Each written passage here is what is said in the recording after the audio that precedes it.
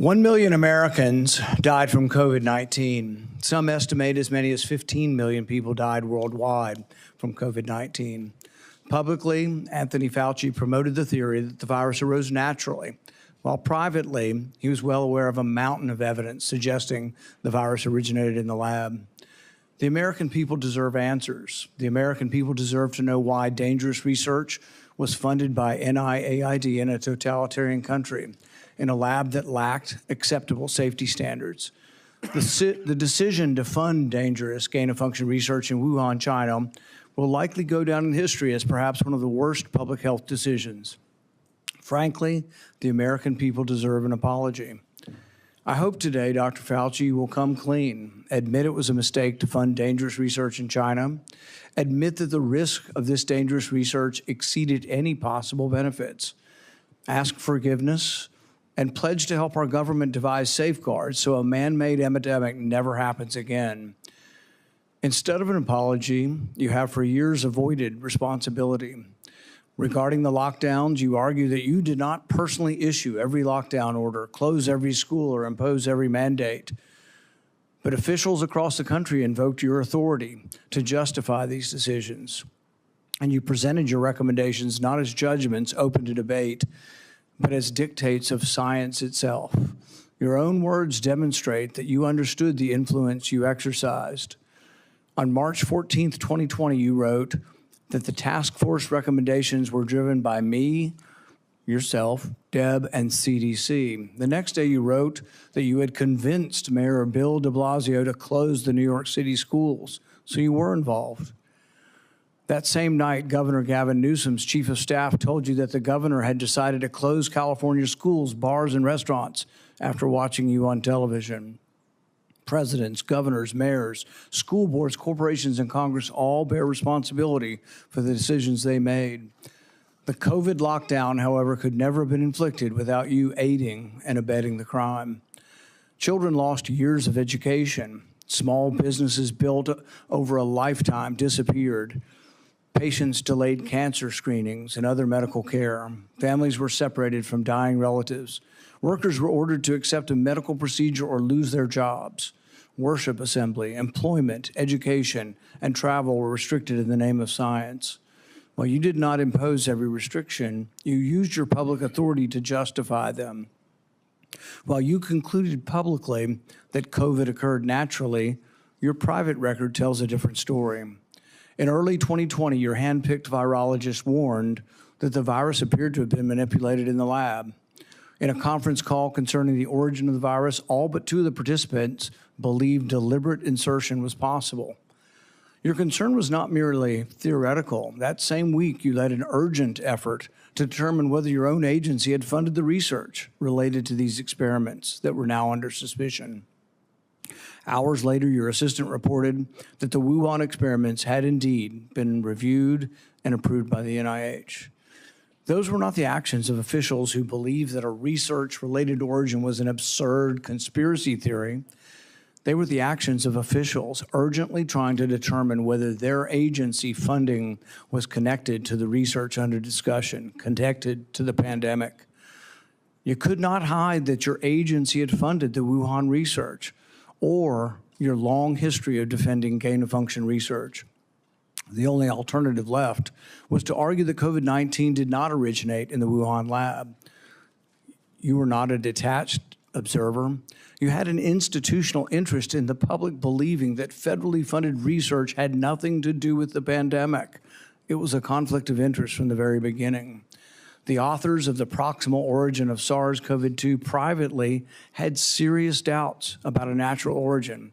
Within days, though, they flipped, and they all wrote in proximal origin that the virus was almost certainly not a laboratory construct. That paper was then used by the government and the media and you to discredit Americans who were asking the same questions that you and the authors were asking yourselves privately. You even cited proximal origin from the White House podium. You held it out as evidence that the virus could not have been engineered, but you didn't disclose your role in the discussions that preceded the writing of the paper. You did not disclose the author's original concerns.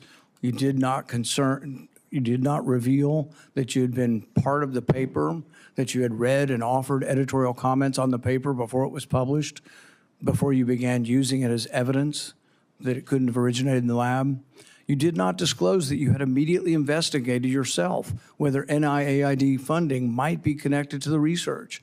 You did not tell the American people the full story.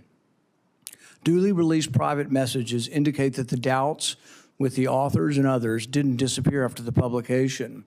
So while this was being waived at the White House to show that it couldn't come from the lab, the authors were still privately continuing to assign a meaningful probability to a laboratory origin, one thing in public and another in private. Some of the same scientists discussed avoiding email and carefully managing communications that might eventually be obtained under the Freedom of Information Act. The pattern is straightforward.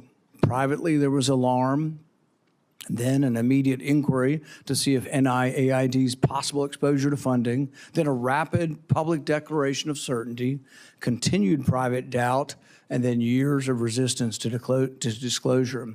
The question is why? The only logical answer is that your primary concern was avoiding culpability. Your primary concern was hiding the fact that you had approved the funding for this dangerous research. Your support of gain-of-function research is extensive and long-standing.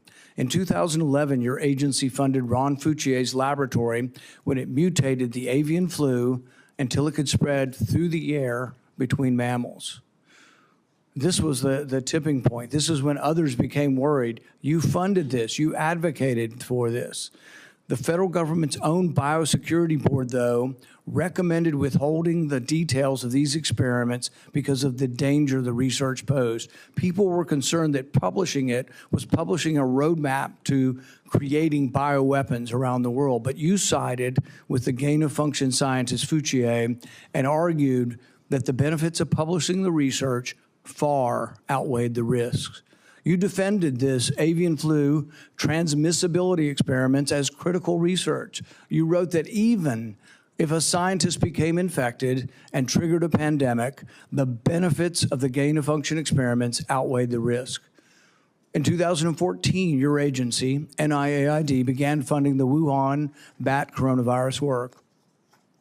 In 2015, Ralph Barrick and the Chinese scientist Shi Zhengli published NIAID-supported research combining a bat coronavirus spike protein with a SARS backbone. The resulting virus could infect human airway cells. It's a novel virus that now can infect human cells. It gained transmissibility, it gained function. In 2018, the same group of scientists, EcoHealth, Barrick, Shi, and their collaborators submitted the diffuse proposal, which involved the insertion of a furin cleavage site into the coronavirus. DARPA rejected it as too dangerous. When COVID was sequenced, though, early on in January of 2020, within days, scientists discovered that, lo and behold, it had a novel furin cleavage site, just as had been proposed in the diffuse product. This was either an extraordinary coincidence or a smoking gun, evidence that the Chinese had created COVID-19. It made the laboratory origin question more legitimate, and it made your categorical public denials indefensible. On May 11th, 2021, you told the Senate, the NIH has never, ever, and does not now fund gain-of-function research in Wuhan, in the Wuhan Institute of Virology. When I gave you the opportunity to correct the record, to reconsider the statement, you responded that you had never before lied to Congress. We were then told that only the government's narrowest regulation of definition counted here, that you could define gain of function in one way in which this wasn't gain of function, in which all of the common sense of the world would be thrown out, all of the idea that the mice were dying and the virus was more transmissible didn't matter because you had a technical definition that allowed you to fund it. But the real question is, was it dangerous? Was it a wise decision to fund this?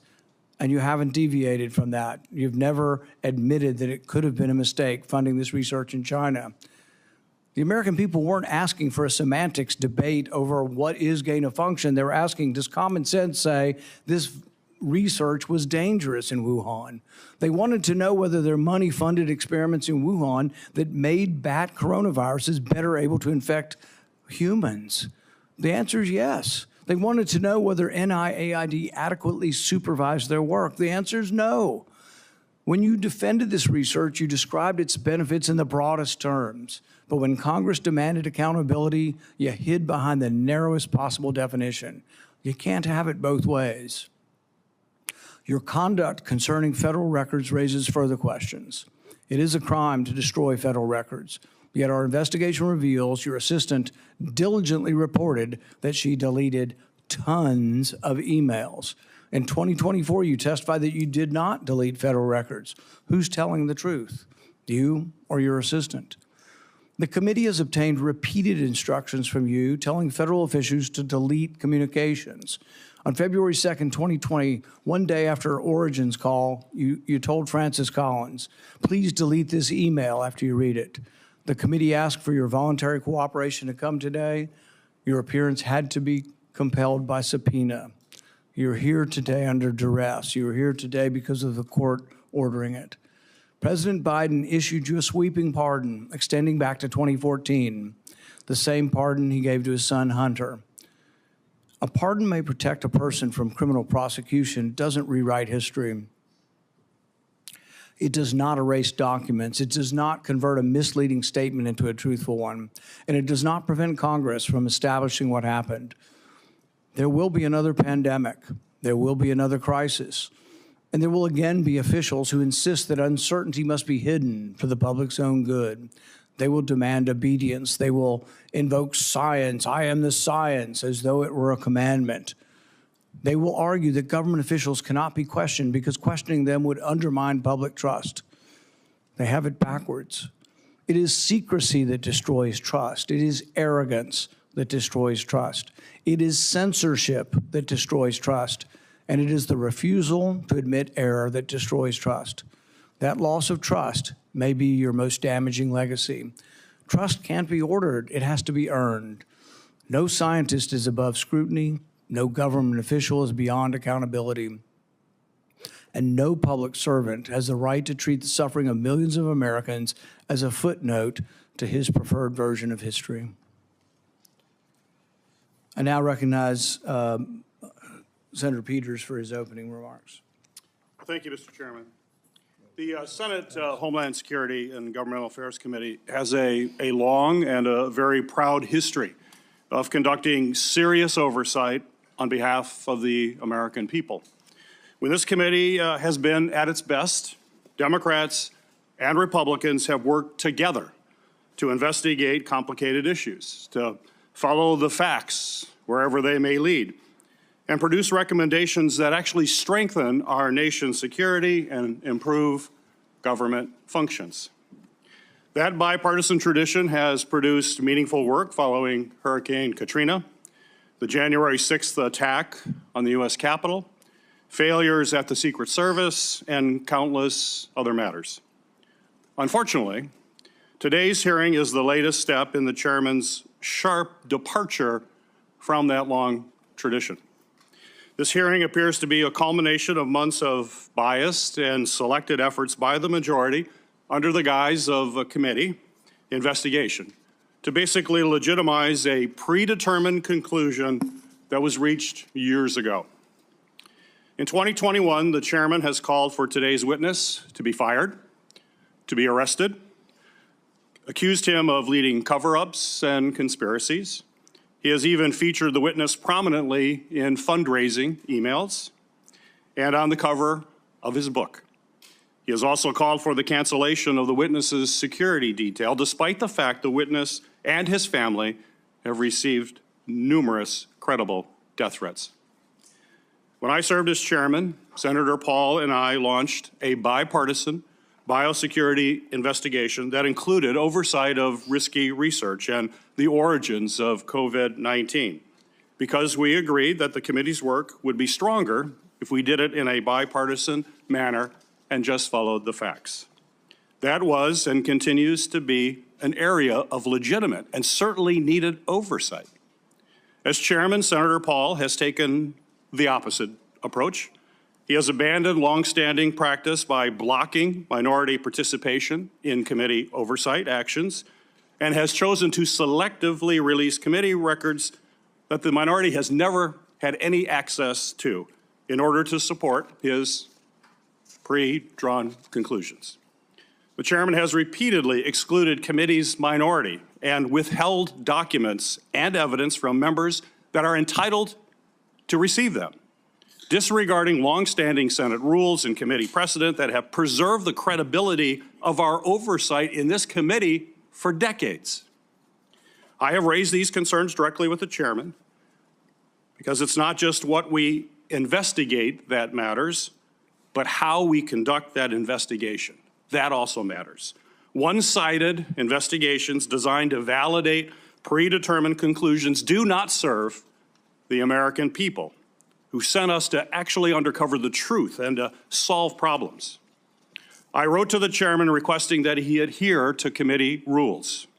But instead of addressing concerns that I raised, he removed part of the committee's website from the public view. This move not only prevented the public from being able to view those lists of concerns, it adds serious questions about the desire for transparency and legitimate oversight of this matter. But what makes today's hearing particularly disappointing is not simply the chairman's actions, but what we could be using this committee's true and time oversight responsibilities to accomplish. This committee has not held its annual threats hearing at all in this Congress. We have not held a budget hearing for the Department of Homeland Security. There are important hearings that we would have the opportunity to discuss as to how to strengthen our Homeland Security across the board. No hearings on those topics. Instead of focusing on the national security challenges that we are facing in our country right now, today's hearing looks backwards, revisiting questions this committee has already examined, including through bipartisan work that Senator Paul and I conducted together when I served as chairman of this committee. But rather than building on that work to strengthen our preparedness against future disasters, we are instead relitigating the past. COVID-19 exposed serious deficiencies in our nation's public health infrastructure. We know that. More than 1 million Americans lost their lives, and this committee should absolutely continue to examine how we can better prepare our nation against future biological threats.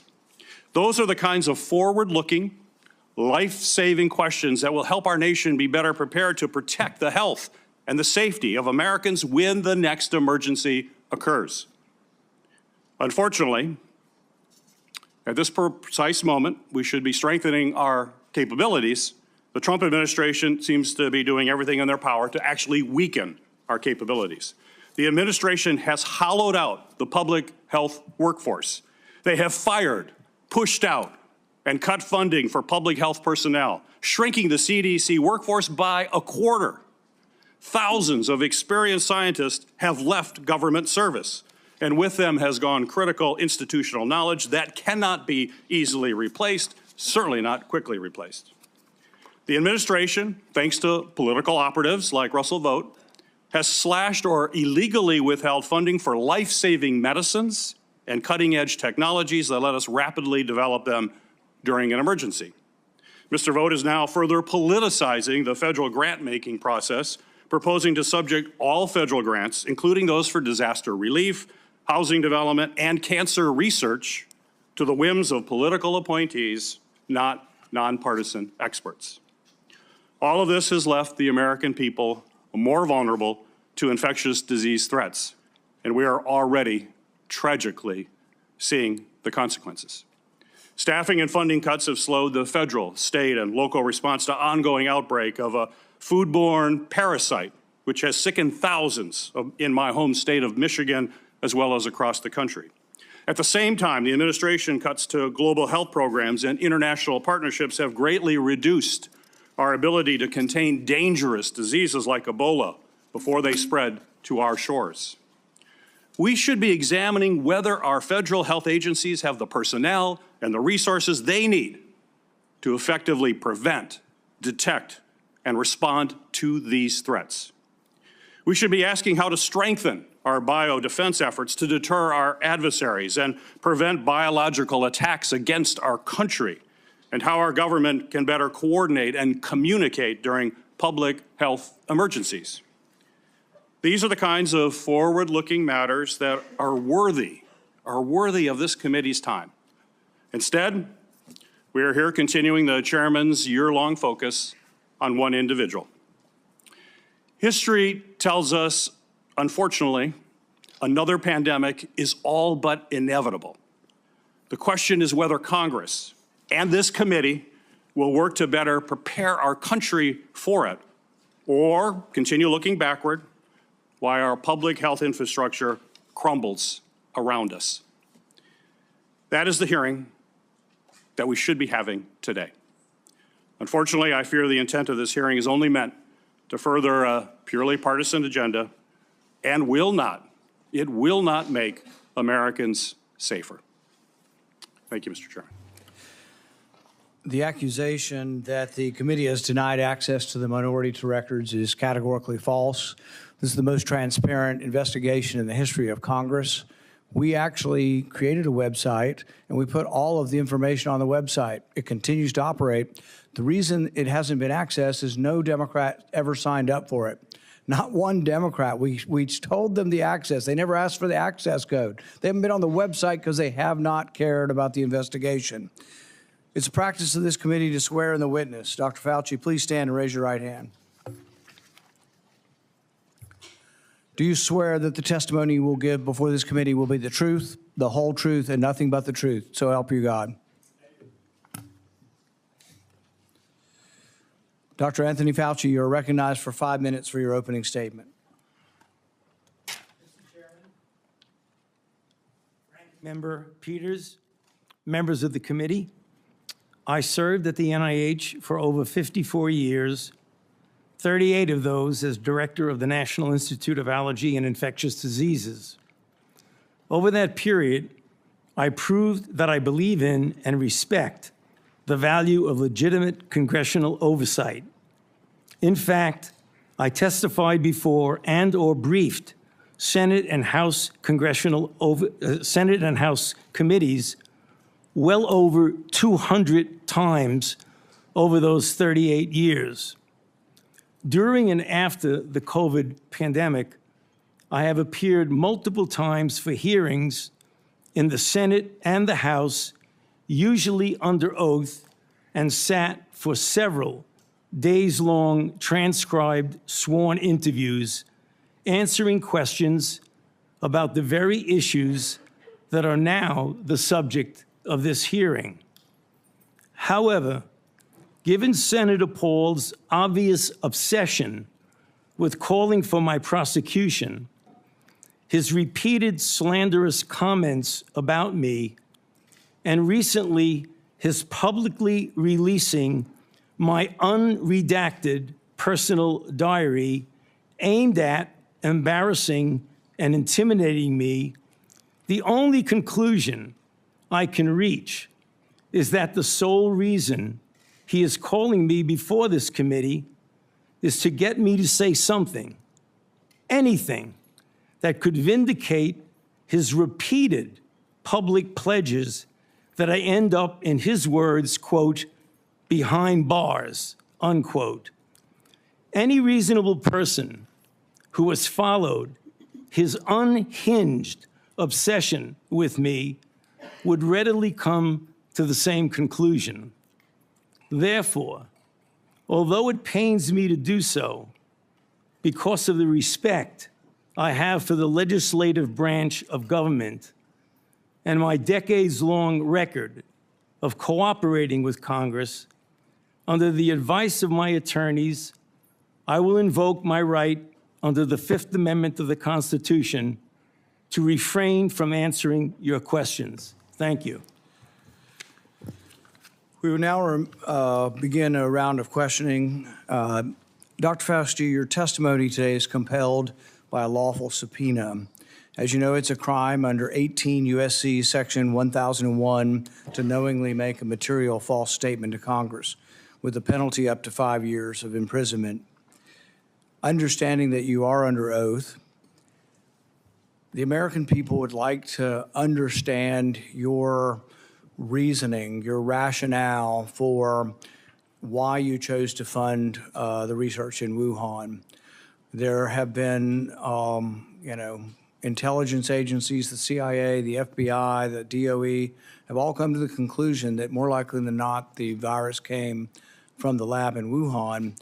And so we'd like to know what was the rationale, what was the discussion, how, what went behind the decision to fund the research in Wuhan? How did you come to the conclusion that a totalitarian country would be capable of doing this in a BSL-2 lab, a lab that lacked the security? What was the reasoning? And are you sorry, basically, for making the decision? Would you, given another chance, say, well, gosh, circumstances now, as I know it, maybe it wasn't a wise thing. Can you explain to the committee why you chose to fund this dangerous research in China? On the advice of counsel, I respectfully decline to answer based upon my rights under the Fifth Amendment of the Constitution. In the red folder on your table is a copy of Section 192 of Title II of the U.S. Code. Your counsel has been provided a copy as well. That section makes it a crime for a witness appearing under subpoena to refuse to answer any questions pertinent to the question under inquiry. Do you have that in front of you? On the advice of counsel, I respectfully decline to answer based upon my rights under the Fifth Amendment of the Constitution. Let the record record that the witness has refused to answer whether there's a folder in front of him based on his Fifth Amendment right. It is true that you're appearing under direction of our subpoena to provide testimony on matters under consideration by the committee, including the origins of COVID-19, risky life sciences research, and your tenure as a federal government employee. Additionally, you've been provided a full and unconditional pardon dated January 19th, 2025, for any offenses against the United States which may have been committed or taken part from January 1st, 2014 through the date of the pardon for a 10-year period, arising from or in any manner related to your service as director of the National Institute for Allergy and Infectious Diseases, as a member of the White House Coronavirus Task Force or the White House COVID-19 response team, or as chief medical advisor to the president. Have you refused this pardon, or do you have any reason to believe this full and unconditional pardon, this grant of immunity, would somehow require you to plead the Fifth Amendment? On the advice of counsel, I respectfully decline to answer based upon my rights under the Fifth Amendment of the Constitution. Based on the facts presented, I'm going to direct you to answer the questions. The committee has issued a valid subpoena. They have requested your presence here. The questions are very pertinent to your decision-making as head of NIAID, as well as a chief advisor to the president. Do you still refuse to answer the questions? On the advice of counsel, I respectfully decline to answer based upon my rights under the Fifth Amendment of the Constitution. Let's do the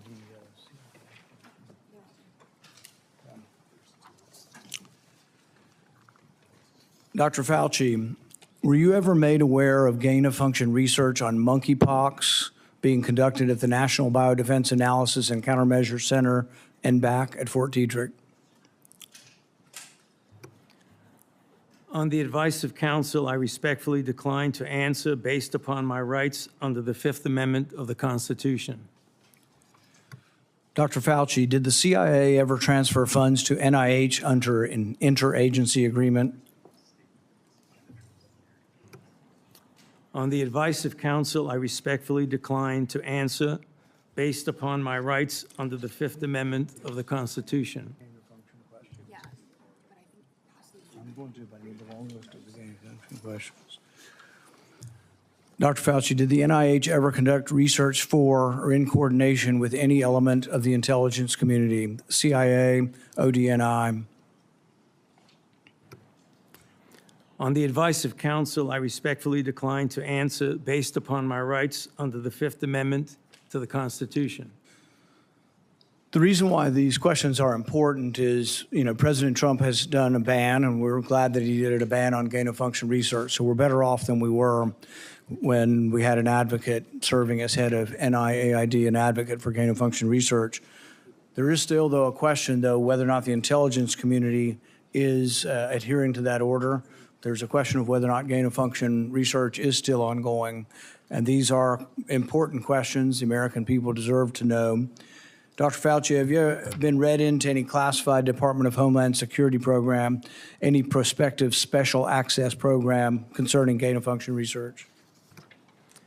On the advice of counsel, I respectfully decline to answer based upon my rights under the Fifth Amendment of the Constitution.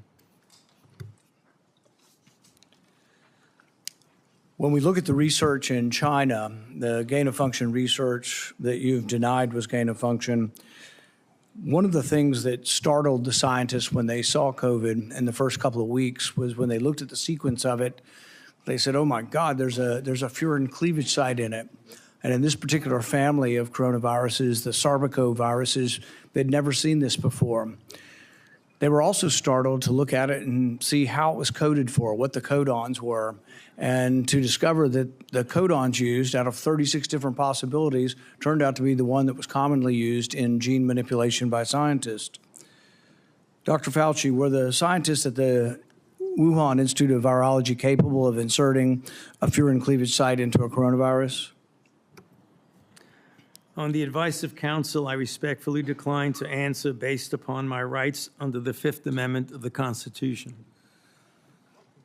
So one of the experiments that was pretty common was they would take the backbone of a SARS virus, and this would be a SARS virus that the backbone itself wasn't that dangerous, but then they would dig through guano, 300 feet underground, bat guano. They'd find other viruses, unknown viruses. They'd take the S protein off of an unknown virus and stick it on a backbone. And then they would infect mice that have humanized cells. And they were trying to discover if they could create a virus that infects humans. Now, many people would say, well, gosh, that doesn't sound like a really good idea to create viruses that don't exist in nature to see if they'll infect human cells. What if one escaped? What if you keep infecting this and do serial passage, you actually adapt the virus to be infectious to humans? So the question is whether or not, Dr. Fauci, the Wuhan Institute of Virology was combining an S protein with one virus with the backbone of others, and could this lead to a virus, maybe it wasn't even predicted, but could it lead to viruses that gained in function and then could lead to a pandemic? On the advice of counsel, I respectfully decline to answer based upon my rights under the Fifth Amendment of the Constitution. One of the arguments that you and others have made against this virus coming from the lab is it couldn't have come from the viruses that have been published. And nobody's really arguing that. I think from the very beginning, people acknowledged that the viruses that have been published are too far evolutionarily distant from a virus that could have become COVID-19. But what has never been acknowledged by the side who tries to call the other side of conspiracy theory, which is really something you don't usually see in a scientific debate. This is the first time I've ever seen an article printed in Lancet by your friends who called this a conspiracy theory. These are the kind of things you see as a screed on a political, website. You don't really see this in science. But when they release this as being a conspiracy theory, we're wondering that when you do this, when you combine these viruses and are able to grow them in humanized cells, whether or not this kind of risky research, whether you call it gain of function or not, whether you use the definition of gain of function, whether this kind of research should have had more scrutiny. I think in your House testimony, you testified that you never traveled to China and that you were unaware that anybody at NIH ever examined the labs, that you trusted the Chinese scientists. I think you said that even recently, that with your discretion, you trusted the Chinese scientists. The problem is that even in our country, we trust our scientists. They're good American scientists, probably doing the right thing for America. But at the same time, we oversight to make sure it's not dangerous research, but we also investigate the lab. I believe Fort Detrick was one of our main labs was closed down in the last year or two because of research institute, a research incident that was dangerous with dangerous pathogens. And so the American people would want to know, how could you approve this dangerous research in China, say that you trusted the Chinese scientists, and then in the end, you had to admit that you'd never been there, and none of your inspectors had ever been there. Dr. Fauci, had any of the labs where this dangerous research was occurring, were any American lab oversight or lab investigators, did they ever appear in these labs to make sure that they were safe labs? On the advice of counsel, I respectfully decline to answer based upon my rights under the Fifth Amendment to the Constitution. So one of the main theories for those who have looked at this being created in the lab was the idea that could have come from a virus not previously published. Dr. Fauci, are you aware that Dr. Shi, who worked for the Wuhan Institute of Virology, was said to, and I think in her own words, to have over 100 viruses that had not been previously published that could have been a close enough relative to create COVID-19? Are you aware of that? On the advice of counsel, I respectfully decline to answer based upon my rights under the Fifth Amendment to the Constitution.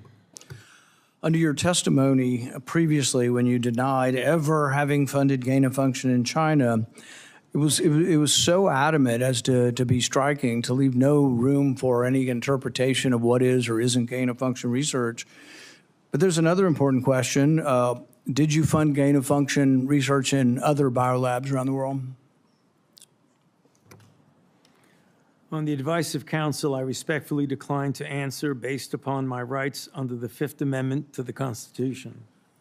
The one research project that we do know you did fund is the one that Ron Fauci did. And it's important to talk about because this sort of was the beginning of the debate over gain of function. And this wasn't just me. I wasn't even aware of the debate 10 years ago. This was other scientists. Over 200 scientists at the Cambridge Working Group signed a protest because they didn't think you should fund the research, and they didn't think it should even be published because it was sort of a roadmap as to how to make a bioweapon.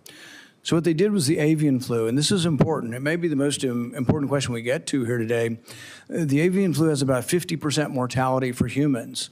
The good news, though, about animal viruses is they don't infect humans very well. It will infect humans, but doesn't go human to human very well. Ron Fauci, with the money that you provided to him, did an experiment where he caused purposeful mutations to create a new virus, an avian flu that didn't just infect birds well, but actually infected mammals well, went ferret to ferret in an aerosolized manner. People saw this and were aghast, at the decision-making process that you decided to fund this. But this is when, the debate came about, and you wrote in support of this in the Washington Post, and you said, even if a scientist is bitten, even if a pandemic should occur, the knowledge is worth the risks. Do you still stand by that? Would you like to qualify at all whether or not the knowledge of gain of function is worth the risks, particularly in this case, since we now know 15 million people died worldwide? Many people believe this came from the lab. Do you think that the risks really are worth the benefits for gain of function research? On the advice of counsel, I respectfully decline to answer based upon my rights under the Fifth Amendment to the Constitution. All right. We're going to finish with this question, and it's based really on that statement, that general statement in your support for gain of function, the idea that the benefits outweigh the risks. So there are many other people who disagree, and they aren't politicians or not. I don't know what party they're in. David Relman is probably one of the most esteemed, and he is a scientist at Stanford. He, I think, has classified clearance. He's been a consultant to our government probably for a decade or more. And he's written about this publicly. He says the opposite. He said that the risks of this research do not outweigh the benefits. He said the risks, we shouldn't do it. Richard E. Bright, who's been involved in this debate for 2 decades, says the same thing. Says we really shouldn't be doing this at all. There's a quote also by If the Kevin Esfelt quote, is that at the very end?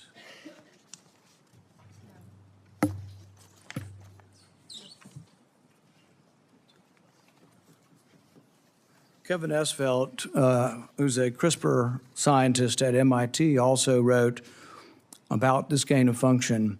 I implore every scientist, funder, and nation working in the field, please stop. No more trying to discover or make pandemic-capable viruses. No more experiments likely to disseminate blueprints for plagues. Dr. Fauci, would you like to at least answer this one question for us today and let us know whether or not you've changed your mind on whether or not the benefits of gain-of-function research outweigh the risks? On the advice of counsel, I respectfully decline to answer based upon my rights under the Fifth Amendment to the Constitution. The chairman has denied your assertion of privilege and directed you to answer, but you nonetheless refuse and stand on privilege despite the existence of the pardon. The committee will have to consider after this hearing what appropriate action should be taken against you for the failure to testify after being directed to do so. It's against the law to obstruct an investigation of Congress. There will be repercussions to your refusal to testify today. Senator Peters.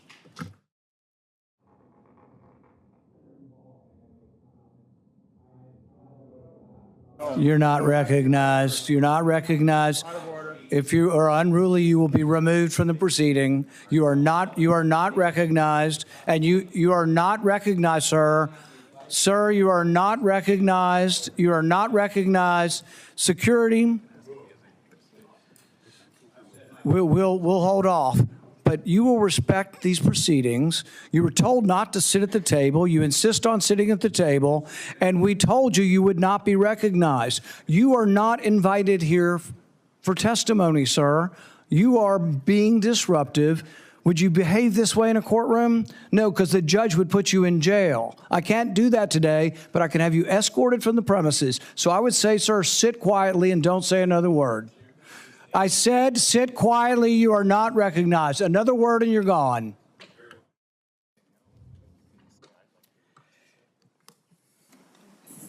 So, Mr. Chairman, I'd like to hear what the attorney has to say.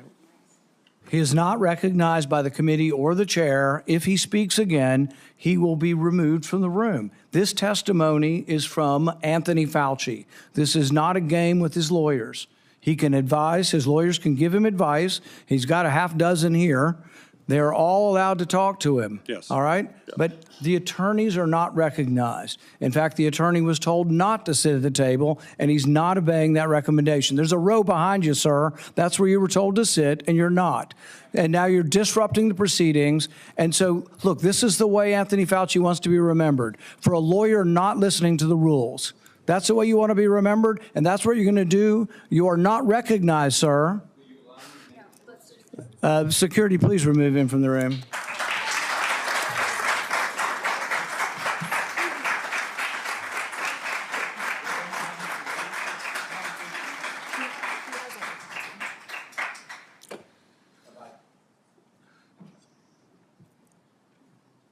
I just go into your...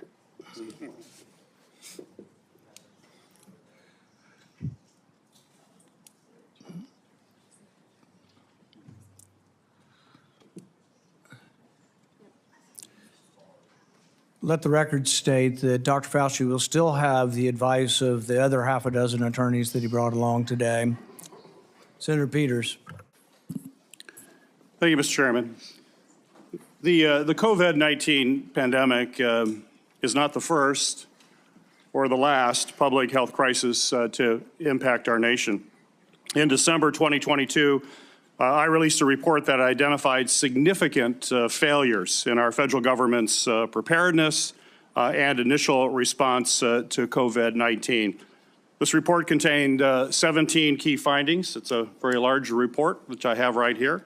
It contains 17 key findings and corresponding recommendations, including the need to invest in sustainable domestic manufacturing capabilities for critical medical supplies, build the infrastructure needed to surge testing capacity for infectious diseases, and robustly fund public health emergency preparedness and responses across all levels of government. Unfortunately, multiple administrations, including the current Trump administration, have failed to fund or to reform our health preparedness. This is something that I would hope the committee in the future would investigate. It needs to be taken a look at. It also feels like a new public health threat is hitting us every month. There's a foodborne parasite affecting thousands of people in Michigan and across the country, and our federal agencies still haven't fully pinned down the source of that outbreak.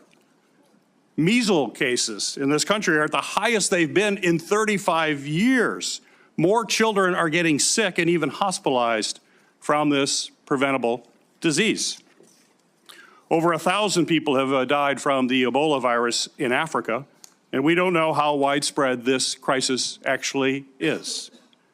We have a hantavirus scare on a cruise ship, and though it hasn't made headlines in the way that the screwworm threatening our food security has, I remain concerned about bird flu that is also spreading and could one day cause a pandemic. This is also something this committee should be investigating and holding hearings on. Since January 2025, the Trump administration has taken a number of actions to drastically weaken our ability to fight infectious diseases and biological threats that endanger Americans.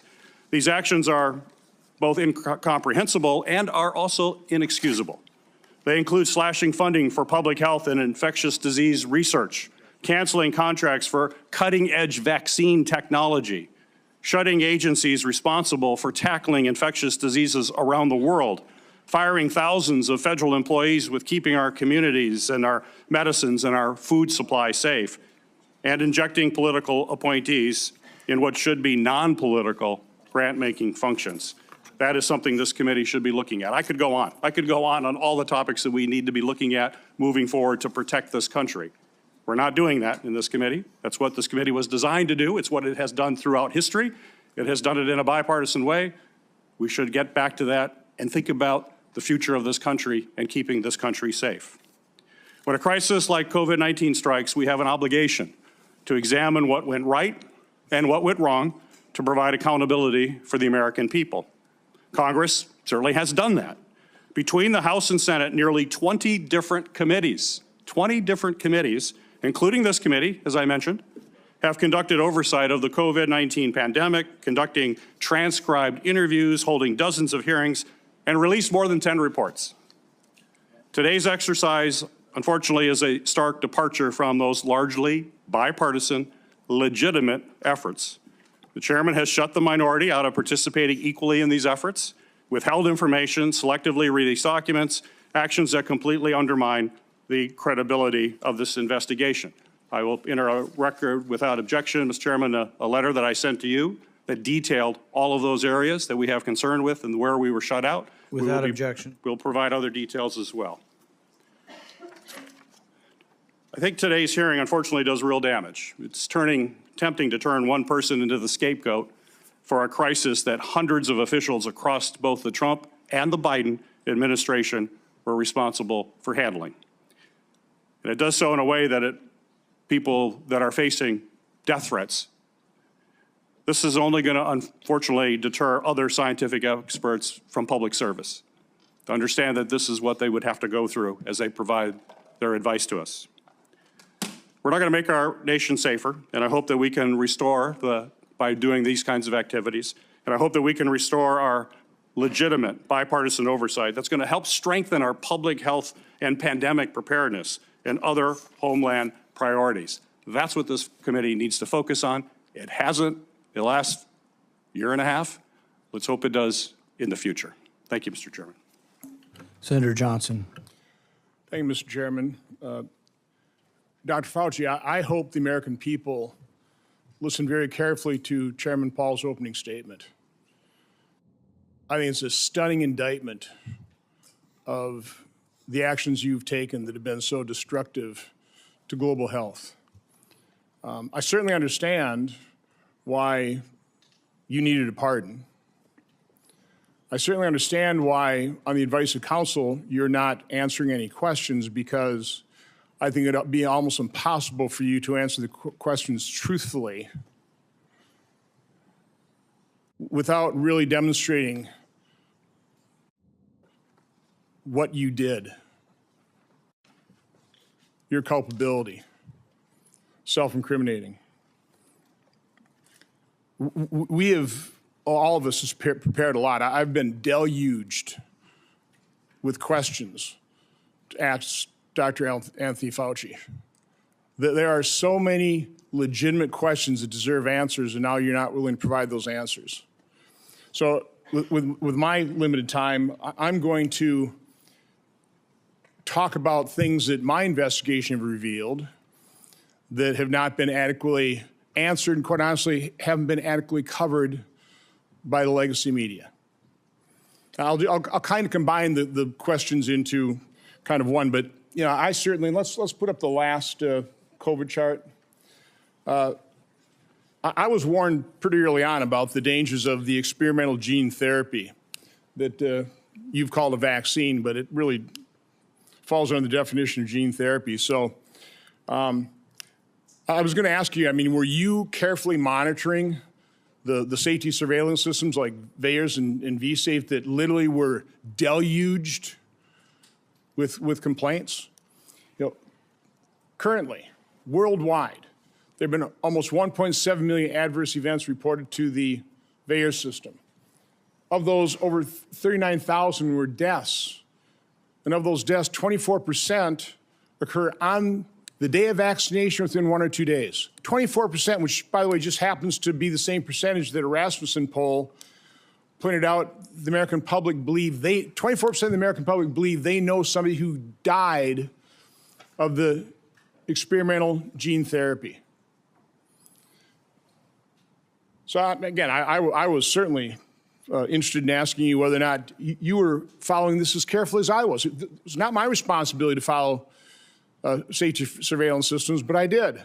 And by the way, when I published, this is actual government information. When I published it and people had me on their shows, they would be censored by Facebook. They would be deplatformed. I think largely at the behest of the actions you took to make sure that disinformation wasn't spread. This wasn't disinformation. This was the truth. So I was going to ask you whether you knew Dr. Marks. I think you do know him. He's the head of CBER. He's the man who is in charge of approving vaccines and surveilling for the safety. My investigation shows that on March 1st of 2021, less than 3 months after the emergency use authorizations, he was warned by Dr. Anna Scharsman, data mining expert, that the algorithm they were using to analyze VAERS data was going to hide in mass safety signals. 26 days later and 3 months consecutively after that, they did data runs with a new algorithm that unmasked those safety signals. They showed dozens of safety signals, including sudden cardiac death, cerebral artery occlusion, basal ganglia stroke, agonal rhythm, Bell's palsy, and pulmonary infarction. Your diaries now show that you actually suffered pulmonary infarction in, I think, probably June 2021. I was just wondering whether it ever went through your mind that maybe that injection, all those boosters you took, might have caused that. You know, and the question I was going to, and I'll ask this question, were you ever made aware of the fact that Peter Marks was warned that the algorithm was going to hide the safety signals? And were you told that senior FDA officials were given shown dozens of safety signals associated with the COVID injection? On the advice of counsel, I respectfully decline to answer based upon my rights under the Fifth Amendment to the Constitution. Next area I want to go through is in that same month of March 2021, an employee at NIH, Dr. Nath, led a team of researchers who were diagnosing and treating individuals who'd never had COVID but were severely injured by the genetic therapy injections. Dr. Nath told those individuals, stay quiet. You know, we want to make sure that you know, we gather all the information and then release it to doctors so they can treat people like yourself. There was a concerted effort, and I'll enter this into the record. It appears inside NIH to quash Dr. Nass publishing that study. It finally was put on a preprint server with telling no one, and I think about May of 2022. I think what's noteworthy about this is Dr. Nass told the injured participants that early treatment, early intervention was crucial for them to be treated. And yet within the NIH, they were questioning what was Dr. Nass doing. They didn't want to publish that because, and I want to take time searching for it, because publishing it would create vaccine hesitancy, which is what we continue to hear time and time again, is the reason they didn't promote they lied about the safety signals they were seeing. Throughout the pandemic, I always push early treatment.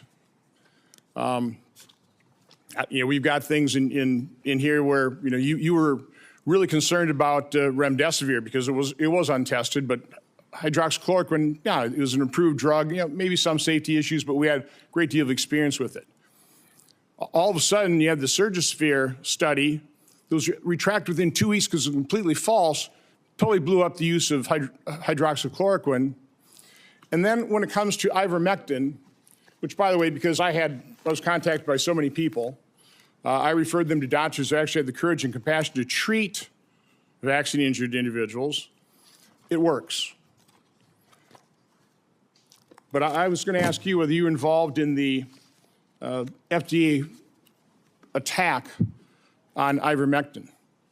You had a interview on CNN on August 29th of 2021, where, again, I just don't want to take time to find the exact quote, but you said there's no evidence that ivermectin is helpful. On that exact same day, and I've got the studies right here. There was a website that was tracking the random controlled studies. Here they are, showing 60, 70% efficacy of ivermectin. The same day you say there's no evidence, there was all kinds of evidence. Loved ones had to go to hospitals, had to sue hospitals. Just, would you try it?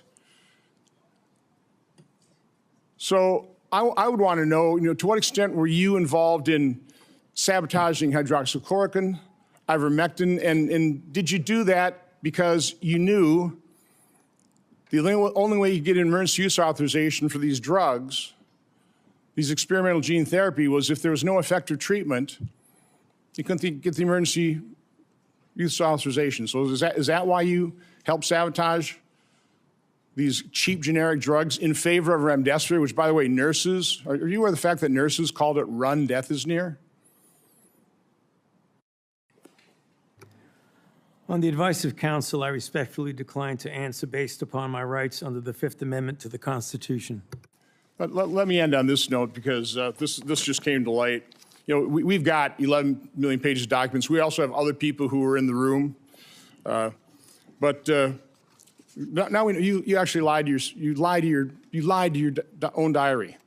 On March 27, 2020, you wrote in your diary, "To my surprise yesterday, the POTUS sent a letter to governors outlining a plan to reopen county by county while monitoring the spread of virus in the low-risk counties. This was half-baked and never shown to Deb or I before it was sent out." So we have evidence that, in fact, you were fully aware of it and certainly approved, if not authored it. So I was just simply asking you, is that true? Did you literally lie to your own diary? Did you know of that letter sent out to governors about reopening county by county? And again, Mr. Chairman, I'd ask you to ask the witness to just answer that one simple question. On the advice of counsel, I respectfully decline to answer based upon my rights under the Fifth Amendment to the Constitution. Thank you, Mr. Chairman. Senator Hassan. Thank you. Dr. Fauci, I want to start by thanking you for more than 50 years of service to this country at the National Institutes of Health. And it is unfortunate that you have been put in the position that you are in today. and it must be enormously frustrating to know that this hearing is designed to entrap you. It must be very frustrating for your attorneys to hear the chair's mischaracterization of the legal issues and posture that impact your decisions at the witness table today. Meanwhile, I was going to ask you a series of questions about things that are relevant right now to the people of the United States about the state of public health in this country. Since President Trump took office in 2025, more than 4,500 cases of measles have been reported. That is more cases in the year and a half since Donald Trump has been president than were reported from 2000 to 2024 combined. Children are dying because there has been increased vaccine hesitancy, fueled by Robert F. Kennedy Jr., the Secretary of Health and Human Services, and frankly, his entire administration. Thousands of people in the United States of America have been sickened by a foodborne parasite, and the outbreak is nowhere near under control, as staffing at the FDA and other critical public health entities has been slashed by Russell Vought and Elon Musk. Last year, the National Institutes of Health awarded 201 fewer grants compared to the previous years. 207, I am corrected, compared to previous years. As those grants were either canceled or delays, especially at the beginning of the Trump administration, I can tell my colleagues what the impact was on people in New Hampshire, on scientists in New Hampshire, on clinical trials in New Hampshire where people's cancer treatment was interrupted because Elon Musk and Russell Vought know better, they say, than the people at NIH about what to fund. And because they did some sort of word search, it seems, for some of the grants, and boy, oh boy, if you were studying rural health in New Hampshire and trying to understand how to better engage people who need health care in rural America, that was off the table.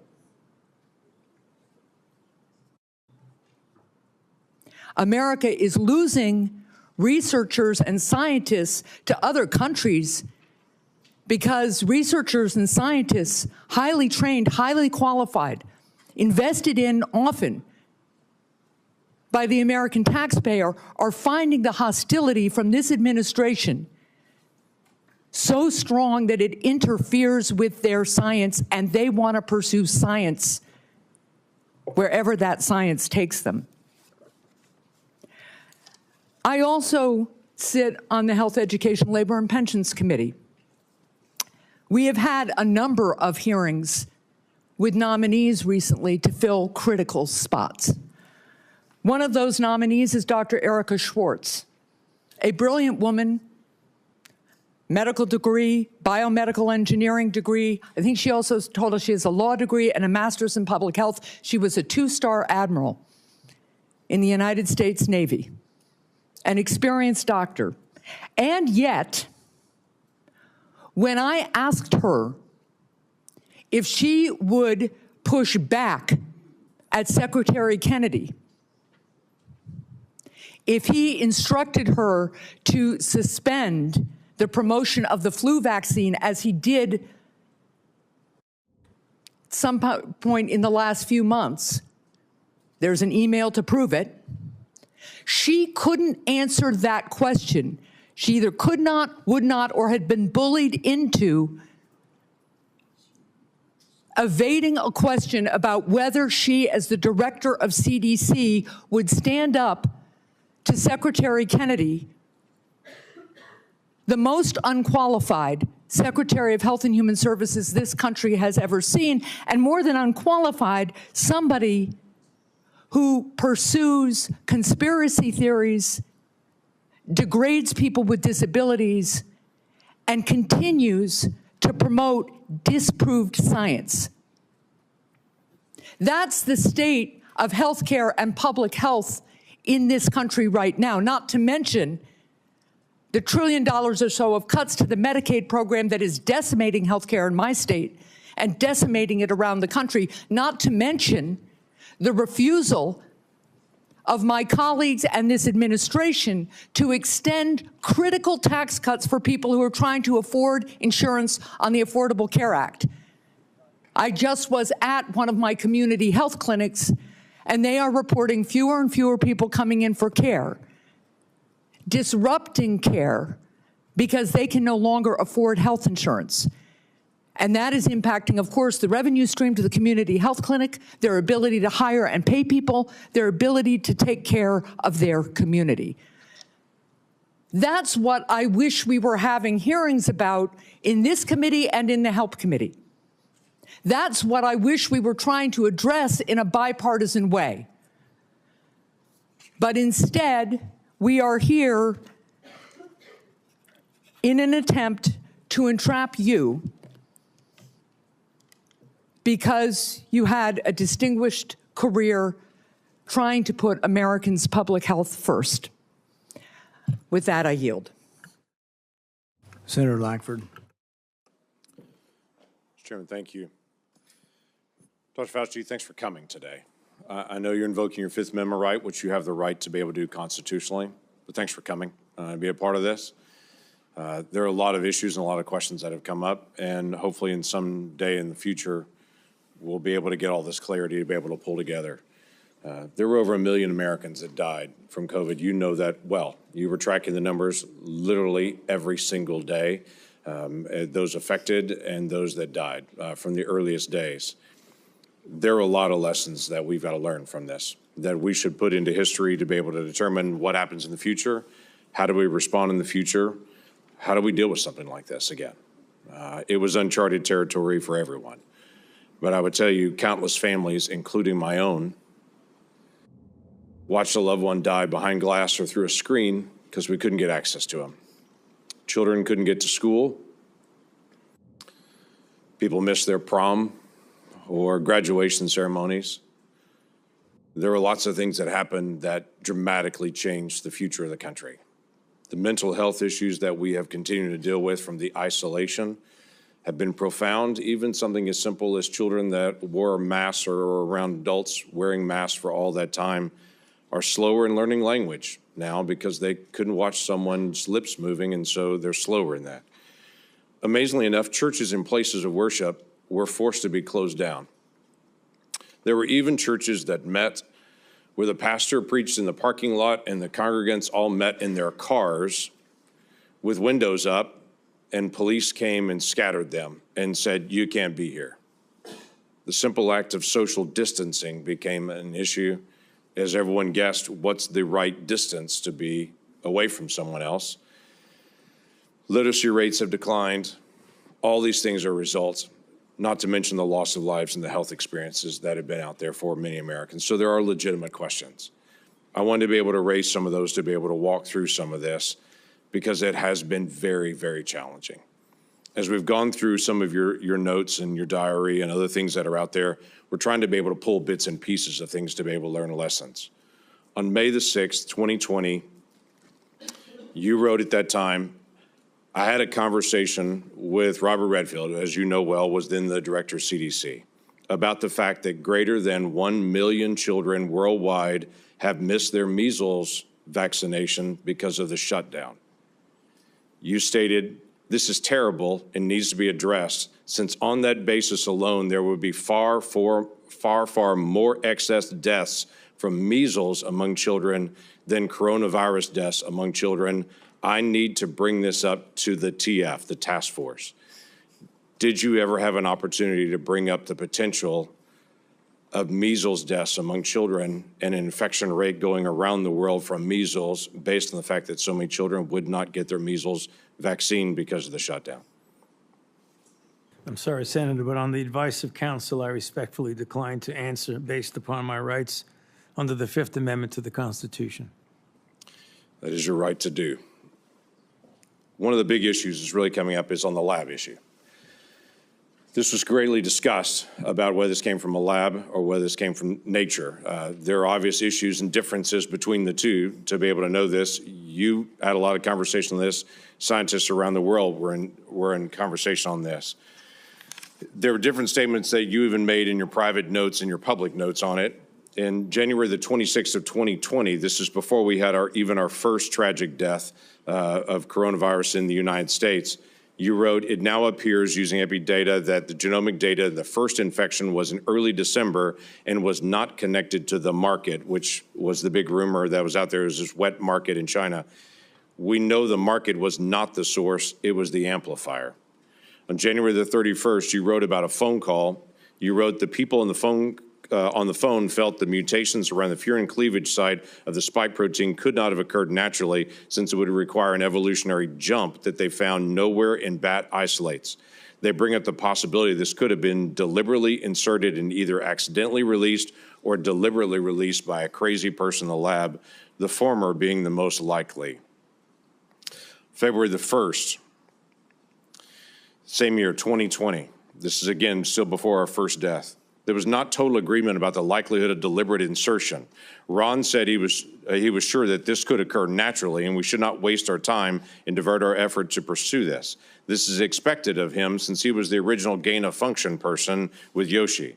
Also, Christian was with Ron. The rest felt deliberate insertion was possible, and given the fact that Dr. Jingling Shi at the University of Wuhan has been working for years in gain-of-function in coronaviruses to allow adaptation of the spike protein to bind to the human ACE2 receptor, we could not let this go. That's a remarkable statement for February the 1st of 2020, when there hadn't even been the first death here, but we knew something was moving. You knew well that something was moving. You identified February the 1st before any of us had ever heard of the Wuhan lab, not only the Wuhan lab in the conversation, but literally the scientist that you named in your own notes, the lead scientist that was there. It's interesting to me on that. And the questions I was going to ask you was just your background and knowledge about the Wuhan lab and Dr. Shi and all the details. I'm aware of where you have been on trying to be able to plead your Fifth Amendment right, which is your right to be able to do. But I also want to be able to find out some facts to be able to help us for the future on this. The Lawrence Livermore National Laboratory in May of 2020 put out a classified document that has only been recently unclassified on this, that had this statement: "We assess all the necessary conditions for an accidental release of a laboratory-modified coronavirus, specifically a coronavirus adapted to recognize human cell receptors, were present at the Chinese Wuhan Institute of Virology in mid to late 2019. Now, the question that I had for you is, this is May the 27th of 2020. This is the report that most people will see, is this.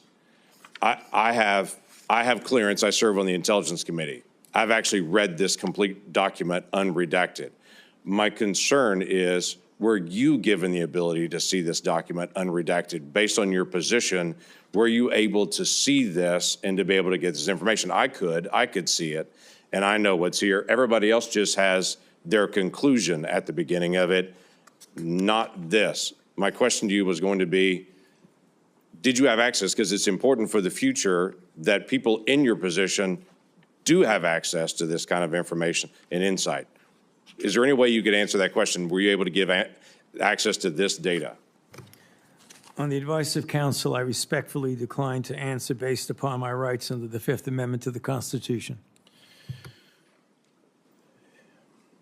You wrote on January the 26th of 2020, "We should be allowed to send our CDC epidemiologists to China to work with them so they could see the data firsthand." You also wrote in February 12th, 2020, that you had great concerns about the World Health Organization because it depends greatly on China and, as you stated, often bows to them. Now, this is a really important issue that we've got to resolve for the future.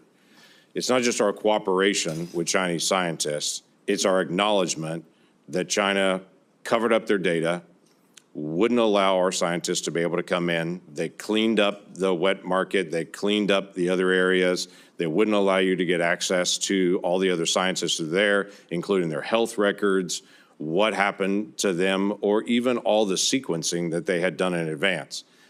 For the future of our research and our cooperation with any scientist around the world, I think it's really important that we resolve, if we're going to fund research and cooperate with you, we've got to have certain things from you. If things go sideways, we've got to have access to all information in all places. You were noting not only that China was affecting the World Health Organization and that China was bending them to their will, and so the World Health Organization was putting out data that you saw, at least at that point, as being from a Chinese perspective, covering up what was going on. But you also noted we weren't able to get access to all this information. We've got to be able to figure this out for the future to be able to make sure that research that is done, we have access to all information. If something goes sideways at some point, which clearly it did at the Wuhan Institute of Virology, and that being, as was noted by many people, the only lab in the world that was doing research like this that had a lower standard of actually their security standards there than many other labs around the world, yet they were doing this very dangerous research. What can we gain, and what advice could you give us to say in a future setting, we've got to make sure that we actually get information from people and we can be guaranteed that we're going to get that insight? Yes, sir. On the advice of counsel, I respectfully decline to answer based upon my rights under the Fifth Amendment to the Constitution. I yield back. Senator Blumenthal. Thank you, Mr. Chairman. I want to go back to the dark days of the coronavirus pandemic, one of the darkest days or times in our history. Hospitals were overflowing. Navy medical ships were docked in the Hudson River. Emergency rooms were forced into unprecedented triaging during the worst week of the pandemic, which happens to have been the last week of President Trump's first term. More than 25,000 Americans died of COVID-19. Easy to forget those dark days. But for the past 18 months, the Trump administration has been engaged in a campaign to rewrite this history. And today's proceeding, I fear, is part of that effort, one of the darkest days in our Senate's history. The Trump administration has launched a baseless set of smears against vaccines that help pull us out of that public health crisis, vaccines that are undoubtedly President Trump's greatest accomplishment. It has slashed funding to local public health departments that were on the front lines of the pandemic. And those healthcare workers are heroes. It has disparaged those heroes as woke or wasteful.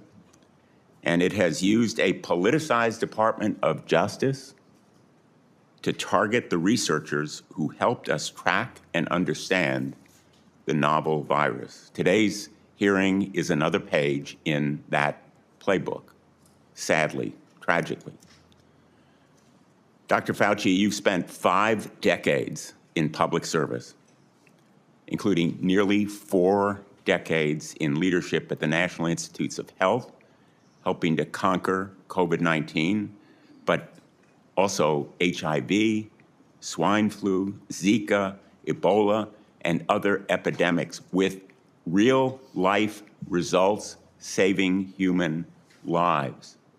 Put aside all the flowery rhetoric that we hear in the United States Senate. Dr. Fauci has saved lives, as have public health officials in the United States and throughout the world. And today, we are demeaning and degrading their life-saving service. Republicans are eager to rebrand you as a villain in order to distract from their own failure to protect Americans from soaring healthcare costs. They've been rising astronomically in the last couple of years, and from unsafe food, which has caused cyclospora to spread, and resurgent measles as a result of the anti-vaccine policy. This hearing is the culmination of a years-long crusade, which started more than 6 years ago when Dr. Fauci dared to contradict President Trump. The campaign to vilify you, Dr. Fauci, is just one part of this larger campaign against science and facts, a campaign that has made Americans less safe. It is shameful that in a country like ours, a dedicated public service like Dr. Fauci has experienced persistent threats to his life since the pandemic because of the lies that are told about him. His attorney has been gagged, thrown out of this hearing room. But he has written a letter to the chairman that is an explanation for the reasons why Dr. Fauci is, in fact, invoking his constitutional right. It is a right. And I would ask that this letter from David Schertler and Danny Onato be made a part of the record if there's Without no objection. His attorney has also issued a statement within the last half hour, I believe, that sets forth, again, the reasons that he is here to help protect his client's rights. And I would ask that that statement be made part of the record as well, Mr. Chairman. Without objection. Let's be very clear. The Fifth Amendment is a right of everyone appearing before an authority like this one. It should be respected. And the reason that Dr. Fauci has invoked it, in the words of his attorney, quote, during and after the COVID-19 pandemic, Dr. Fauci appeared at least a dozen times for congressional hearings in the Senate alone in answer to questions about the very issues on which you purport to seek information. He has been thoroughly transparent and consistent in providing factual information to Congress, and he is deeply familiar with the processes and protocols of sharing information with the legislative branch. And then referring to the chairman, this years-long public crusade against Dr. Fauci makes one thing clear. This is not a serious effort to seek information from Dr. Fauci in a transcribed interview for a valid legislative purpose. You are single-mindedly fixated on Dr. Fauci, seeing Dr. Fauci prosecuted for imaginary crimes, and you are so invested in that outcome that you have created a personal brand around it. Those are the words of his attorney,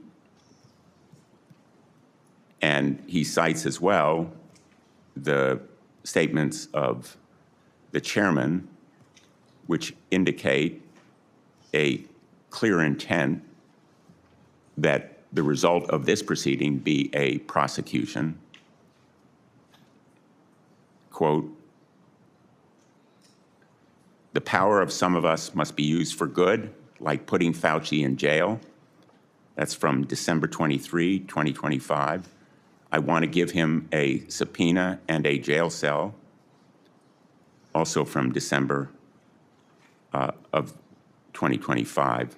The first was 2024.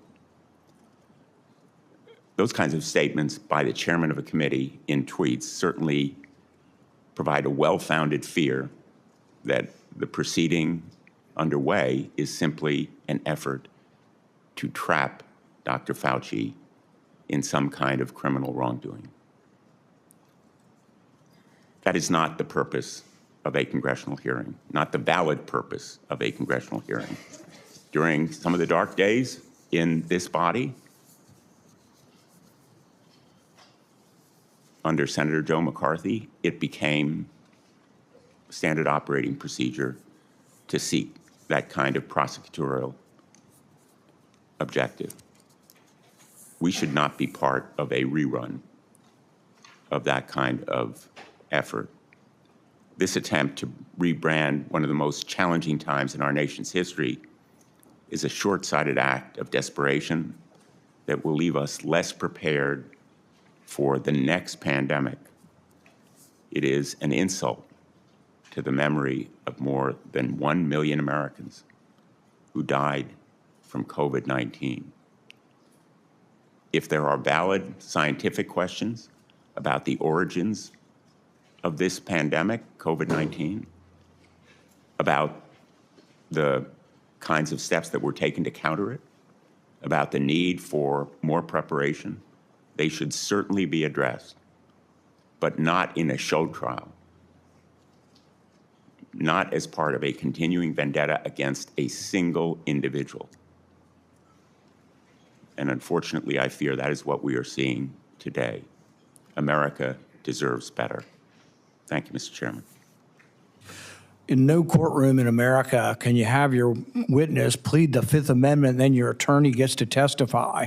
That's what that letter is. The attorney's complaining and testifying, saying, he didn't do it, the prosecution's unfair. You don't get to do that. That's one thing you give up when you take the Fifth Amendment. You say, I'm not going to testify. I'm not going to give you any information. You don't then get to put your lawyer forward to justify it. He can do it in the press, but you can't come and testify. He was not invited to testify, and he was out of order, and it was appropriate to have him ejected.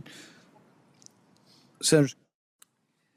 Chairman Paul, thank you for doing this. I think I know in my state people have been asking questions about Dr. Fauci for years. So Dr. Fauci, your entry has made clear that you love being a hero, a celebrity, and here having the eyes of the world upon you. You loved every newspaper profile, every photo shoot, every fancy dinner with the elites. To many Americans who lost family members, who lost trust in our federal government, you're not a hero. Unfortunately, you're a villain. You made yourself the story and abandoned the American people to serve your own ego. To begin, I would like to talk about your relationship with David Morenz. He was the senior advisor in the NIAID, Office of the Director, your office, for 16 years. He was your friend. He was a frequent guest at your house. You reportedly co-authored over 50 scientific articles with him. You turned to him first right after COVID-19 first occurred. Earlier this year, the Department of Justice charged him with conspiracy against the United States, in addition to other charges as part of a conspiracy to conceal information and falsify records to suppress alternative theories about the origins of COVID-19. Now, you've publicly kicked this man to the curb, saying, Dr. Morenz was not an advisor to me on institute policy or other substantive issues. So let's start with the use of personal Gmail accounts and David Morenz's relationship with Peter Daszak. David Morenz tells Peter Daszak, president of Equal Alliance, and you've got this in front of you, it's Exhibit 1, and it's already in the record as part of this. It says, quote, P.S. I forgot to say that there's no worry about FOIA. I can either send stuff to Tony on his private Gmail or hand it to him at work or at his house. He is too smart to let colleagues send him stuff that could cause trouble. Dr. Fauci, did Dr. Morenz's relationship with Peter Daszak concern you? Yes or no? On the advice of counsel, I respectfully decline to answer based upon my rights under the Fifth Amendment to the Constitution. Did David Morenz ever bring documents to your house? On the advice of counsel, I respectfully decline to answer based upon my rights under the Fifth Amendment to the Constitution. Did you ever receive a text about your work at NIAID to your personal cell phone? On the advice of counsel, I respectfully decline to answer based upon my rights under the Fifth Amendment to the Constitution. Did any text about your work at NIAID that went to your personal cell phone ever become part of federal records? On the advice of counsel, I respectfully decline to answer based upon my rights under the Fifth Amendment to the Constitution. Did you maintain a personal email account while serving as director? On the advice of counsel, I respectfully decline to answer based upon my rights under the Fifth Amendment to the Constitution. Did you ever receive work-related communications on that Gmail account from David Morenz? On the advice of counsel, I respectfully decline to answer based upon my rights under the Fifth Amendment to the Constitution. Did you preserve any work-related communications on that Gmail account from David Morenz? On the advice of counsel, I respectfully decline to answer based upon my rights under the Fifth Amendment to the Constitution. Did David Morenz ever provide you with documents outside of those two ways that would violate NIH policy for FOIA compliance? On the advice of counsel, I respectfully decline to answer based upon my rights under the Fifth Amendment to the Constitution. Now let's look at two other communications. You emailed Dave Morantz on January 26, 2020, quote, "It is important that I speak with you tonight. Please call me at home." This is part of Exhibit 2 that you have in front of you. This email is sent the same day, the exact same day you write in an internal document, quote, "Now we know the market was not the source, it was the amplifier," unquote. Would you call the origins of COVID-19 a substantive issue? On the advice of counsel, I respectfully decline to answer based upon my rights under the Fifth Amendment to the Constitution. Did you discuss COVID-19 origins with Dave Morantz on this phone call? On the advice of counsel, I respectfully decline to answer based upon my rights under the Fifth Amendment to the Constitution. Now let's take a closer look at the last time you testified before Congress.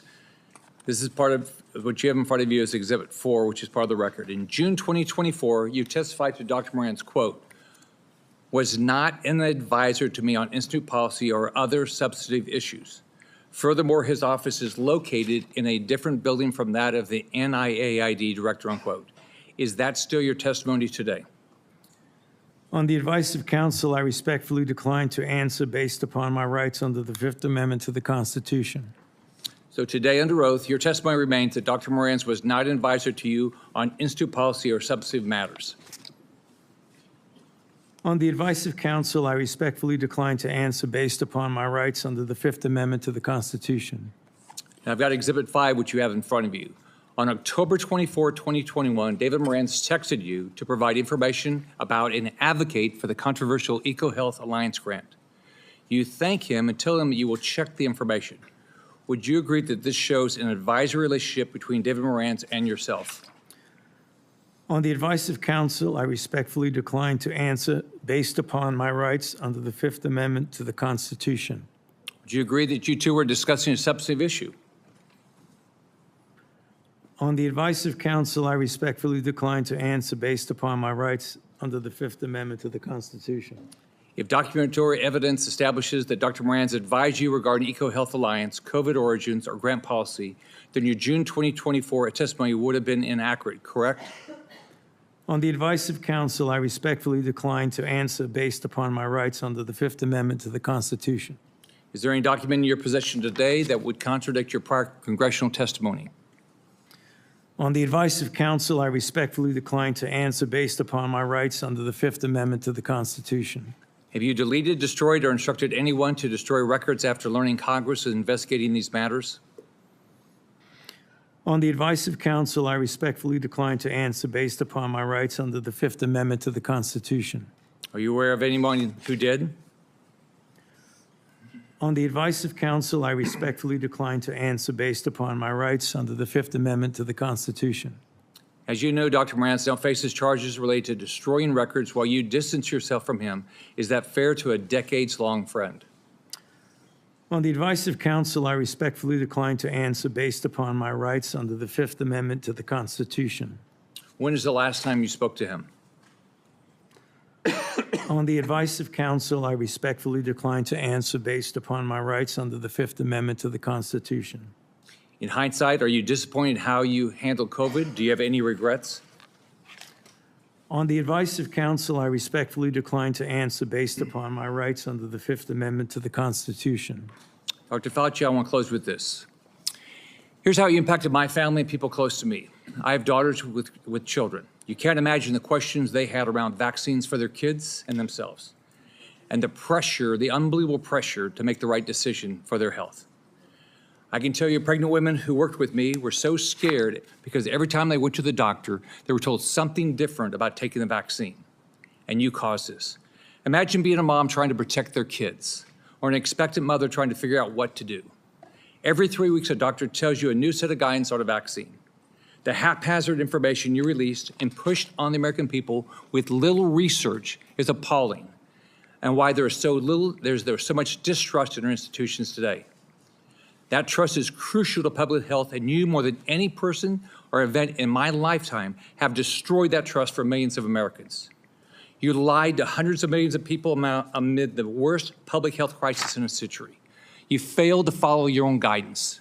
You forced people to watch their loved ones die alone over the phone. It's disgusting. You destroyed the federal government's credibility when it comes to public health. We have entire generations of Americans who, rightfully so, do not trust our institution to keep people safe because of you. This has destroyed decades of progress and lifetimes of work because you wanted to fuel your own ego and be the center of attention. What would you do differently knowing what you know today, Dr. Fauci? On the advice of counsel, I respectfully decline to answer based upon my rights under the Fifth Amendment to the Constitution. All the evidence is right here, and you still can't bring yourself to tell the truth or apologize because you received an auto-pen pardon from a staffer in the Biden White House. If we have another pandemic tomorrow, millions could die because of what you did to make Americans lose trust in their government when it comes to medicine and health care.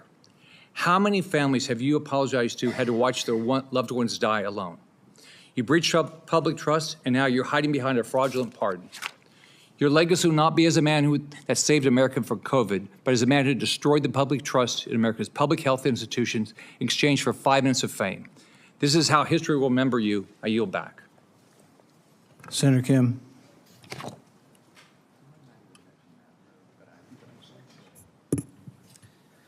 Thank you, Dr. Fauci, for coming on out in front of this committee. I know it's not what you would want. It's not what you deserve.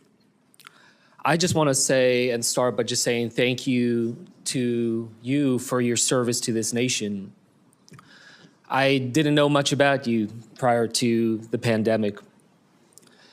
I came to learn about you from however many Americans did, but I also had the opportunity to talk to you and engage with you as someone who is a member of the Select Committee on the Coronavirus Crisis over in the House of Representatives.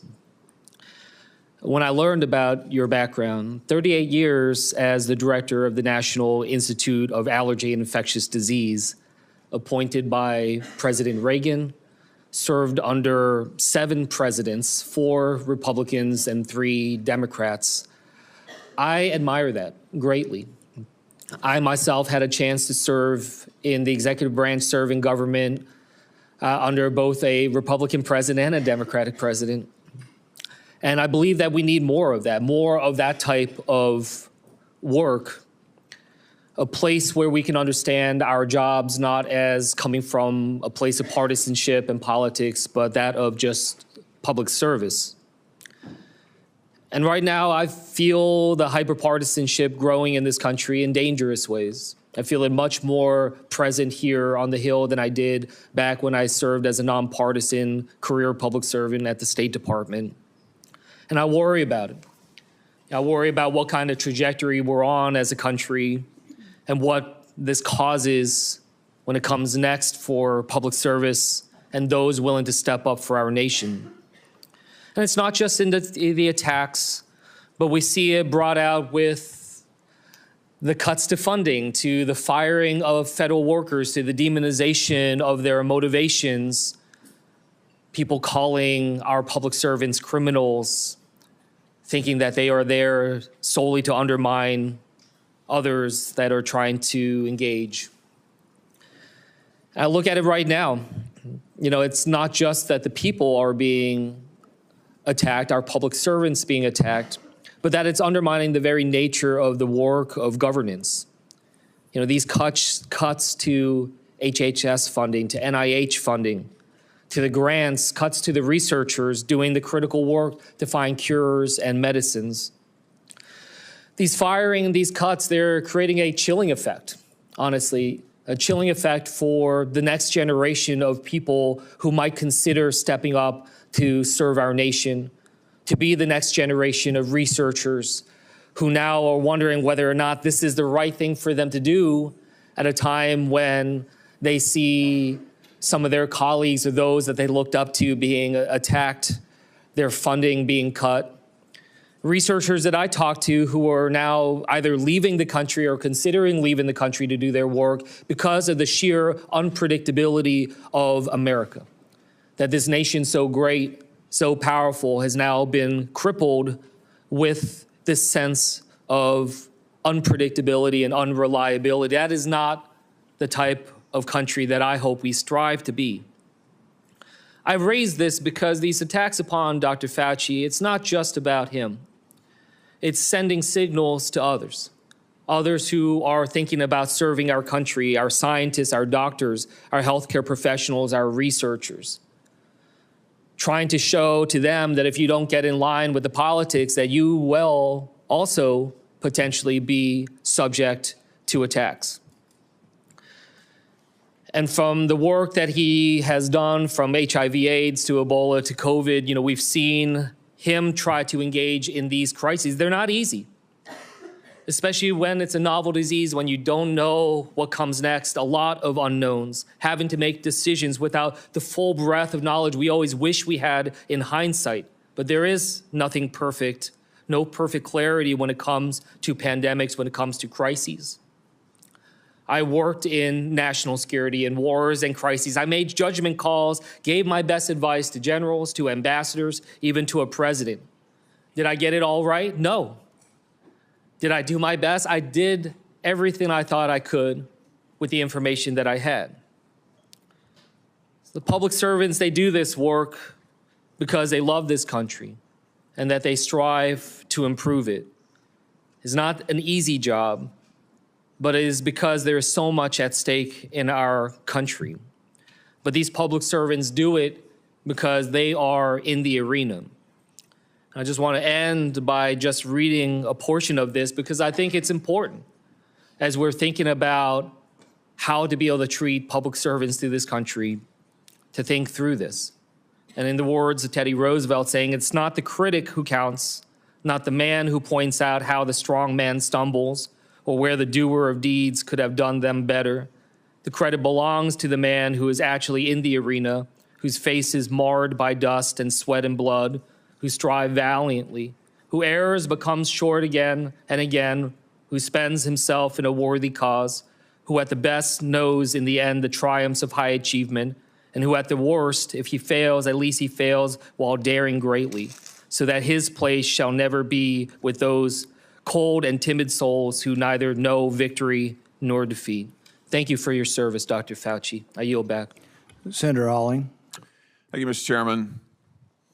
Well, nothing says honesty like taking the fifth, huh, Doc?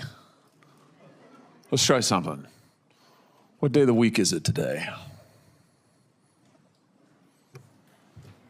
On the advice of counsel, I respectfully decline to answer based upon my rights under the Fifth Amendment to the Constitution. What color tie are you wearing?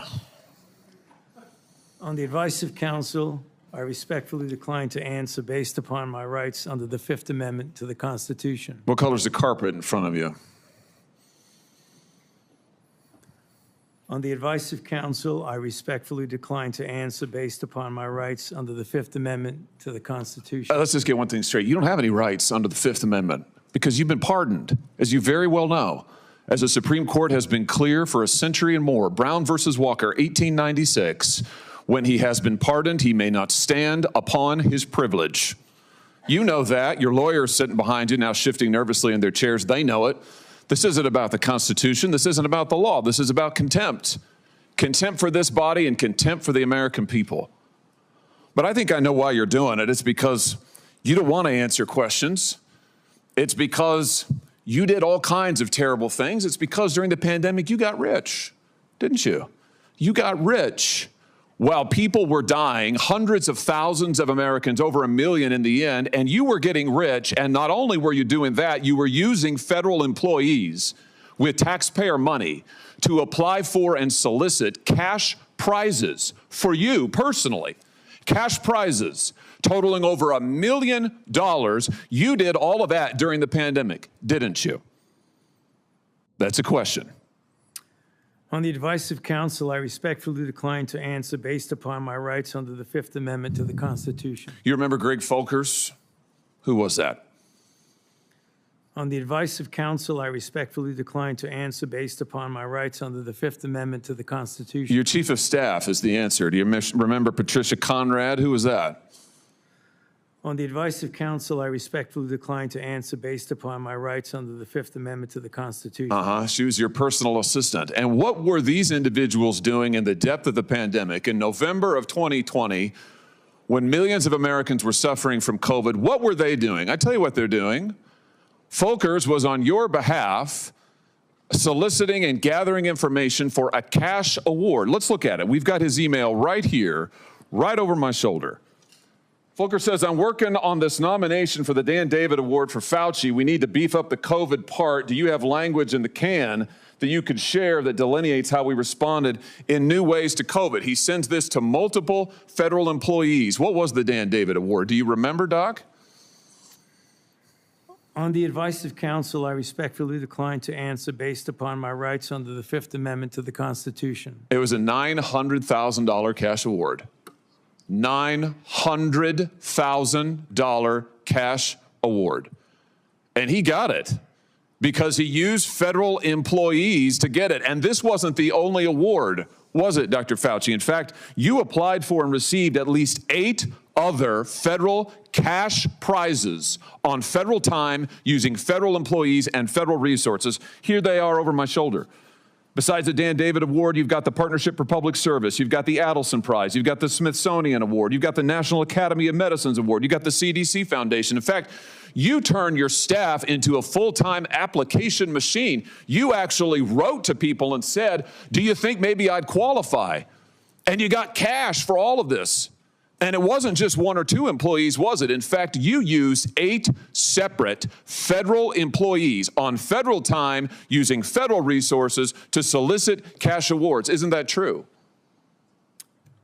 On the advice of counsel, I respectfully decline to answer based upon my rights under the Fifth Amendment to the Constitution. Here they are right over my shoulder. Here's all of them. The people that you use, federal employees, so that you could go and get cash money. And the most hilarious part is that you weren't content to even dragoon them into applying for all of these cash awards. You then had them go out to the ethics agencies and ethics watchdogs and demand that you be able to get the money. That's right. We've got it in your emails. Your staff and employees on federal time, using federal resources, being paid with federal dollars, are soliciting cash for you. And then they're turning around and saying to the agency, we don't want just an answer, we want to get to yes, because Fauci wants the money. He wants it. We want to get to yes, and yes takes time. This is your chief of staff again, using federal email to pressure the agency's own ethics people so that you could get money, so that you could get rich. And it violated the law, didn't it, Dr. Fauci? Didn't it? It violated the law, didn't it? Is that a question? It is a question. You can answer. Go ahead. On the advice of counsel, I respectfully decline to answer based upon my rights under the Fifth Amendment to the Constitution. Federal law, as you very well know, prohibits the solicitation of cash awards or other personal benefits for federal employees. And it certainly prohibits using your own employees to do this. 5 CFR section 2635-205B. It says it right there in black and white. You cannot use federal resources, federal dollars, federal employees, federal offices, federal email, federal time to solicit cash awards, and you did all of it, and the worst part is thousands of people were dying while you were doing it. You were supposed to be the nation's doctor, and you were playing one on TV, but this is what you were doing with your time. Isn't that true? On the advice of counsel, I respectfully decline to answer based upon my rights under the Fifth Amendment to the Constitution. Yeah, I can see why. I can certainly see why. You know what I can't quite figure out is that why you were so obsessed with it, because you're already rich. I mean, and your scheme worked here. I mean, your net worth now is north of $12 million. You got over $1 million in cash awards during COVID, during a 12-month, 24-month span during COVID. $1 million you knocked down in cash money using federal resources. Now you're worth more than $12 million. You've got a pension that in its first year paid out north of $400,000 a year. 1 million people dead, you're getting rich. 1 million people dead, you're using federal employees to get cash awards for you. 1 million people dead, and you're here taking the fifth because you don't want to admit that what really happened in all that time was a multi-month, multi-year course of self-dealing. Isn't that true, Dr. Fauci? On the advice of counsel, I respectfully decline to answer based upon my rights under the Fifth Amendment to the Constitution. Yeah, well, silence is admission. And here's the real thing. At the end of the day, it wasn't just about the money, really, was it? It was really about a power trip. I mean, through all of this, you want to be the most famous scientist in the world. You were so focused on getting every award and every drop of cash that you could, all because you wanted to be on TV. You wanted to be the sun god of science. You wanted to be the guy who was in charge of it all. You wanted to lambaste Trump. You wanted to make sure that nobody else stole your spotlight. You wanted to be the guy. You had time to sit for InStyle magazine. Here's what you were doing with your time. You could sit for InStyle magazine, but you can't answer questions for the American people. You could sit for InStyle magazine, but you're here taking the fifth. You could sit for InStyle magazine and get $1 million in cash awards, but now the cat's got your tongue. I bet he does. I tell you what, here's my conclusion from all of this. This was really all about you the whole time. Somewhere along the way, you lost your way. You may have been a good public servant at one time, I don't know. But I can tell you from reading your emails now, from looking at what you did, how you used your employees, somewhere along the line, it became all about you. You became a narcissist and a megalomaniac and a liar. And you've lied to the American people, and you've lied to this body. And you've disgraced your profession by doing it. You called yourself the most famous scientist in the world. You've done more to harm science than anybody in my lifetime. And I hope you'll go home and write that in your diary. Thank you, Mr. Chairman. Senator Fetterman. Thank you, Mr. Chairman. Dr. Fauci, I'm not here to perhaps attack you or defend or anything. It's really just more, honestly, I just want to acknowledge I have had members of my family die from COVID, and now I also grieve for people that I've met that have lost their business through the pandemic, and they'll never been the same. Now, as during the pandemic, I was the lieutenant governor, so we were in the middle of all of that maelstrom, trying to find the right balance between protect life and protect the economics and for all of it. And I'm not sure if we got it all right or wrong, but without a doubt, I can continue to question myself. But one that it's not about much more your regrets, but I have one. And that is early on that there was the theory that the virus could have emerged from the lab. And early on that became like a right-wing kinds of theory. And I thought it seemed to make sense. Now there was a really advanced lab that was close by, and then you have this unknown virus out. So, but that became a very partisan thing. And now it seems now it's more and more emerging theory that would have come from the lab. Now, you know, I think that the next time our nation's facing something like this, we are not become, you know, as I might have been, blinded by the partisan idea that maybe the truth might come from a side that's different than you are. But I think we should really be willing to pursue truth, no matter where that may have emerged, you know, for all of that. So, and I now cede the remain back to the chair. Thank you. Senator Moreno.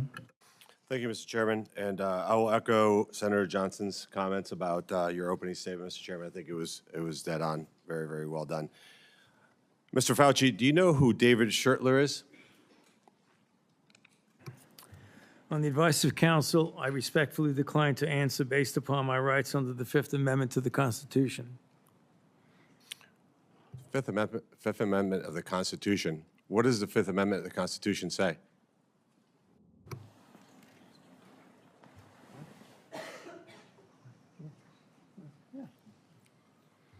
On the advice of counsel, I respectfully decline to answer based upon my rights under the Fifth Amendment of the Constitution. No, I'm just asking you what it says. On the advice of counsel, I respectfully decline to answer based upon my rights under the Fifth Amendment to the Constitution. I'm going to give the Constitution to my aide. He'll bring it over to you so you can have it for future reference. I think it's something that every American should know what the Constitution says. Do you know who wrote the Fifth Amendment? On the advice of counsel, I respectfully decline to answer based upon my rights under the Fifth Amendment of the Constitution. So you're invoking a right that you don't know who wrote it or what it says. Is that correct?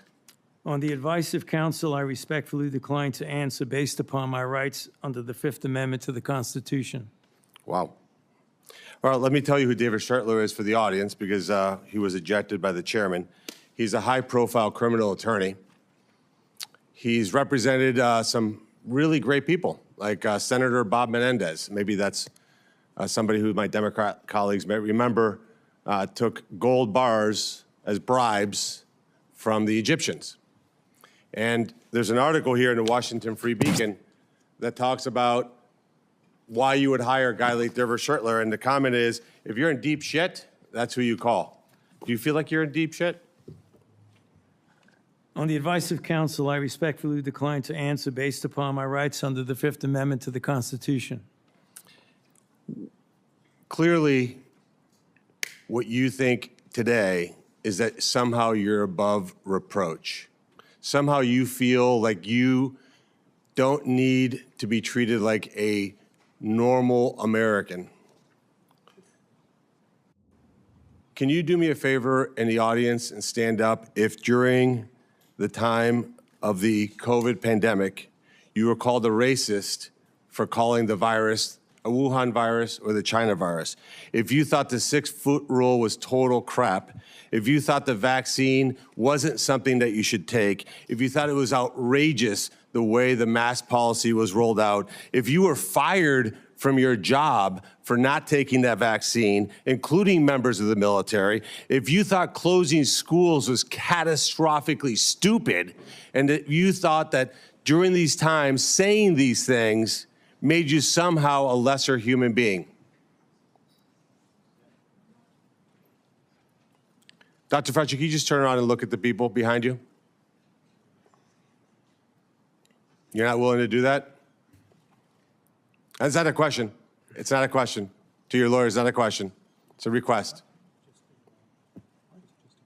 All you have to do is look up from your lawyers and look at the people who were absolutely shamed for saying what we know now to be the truth.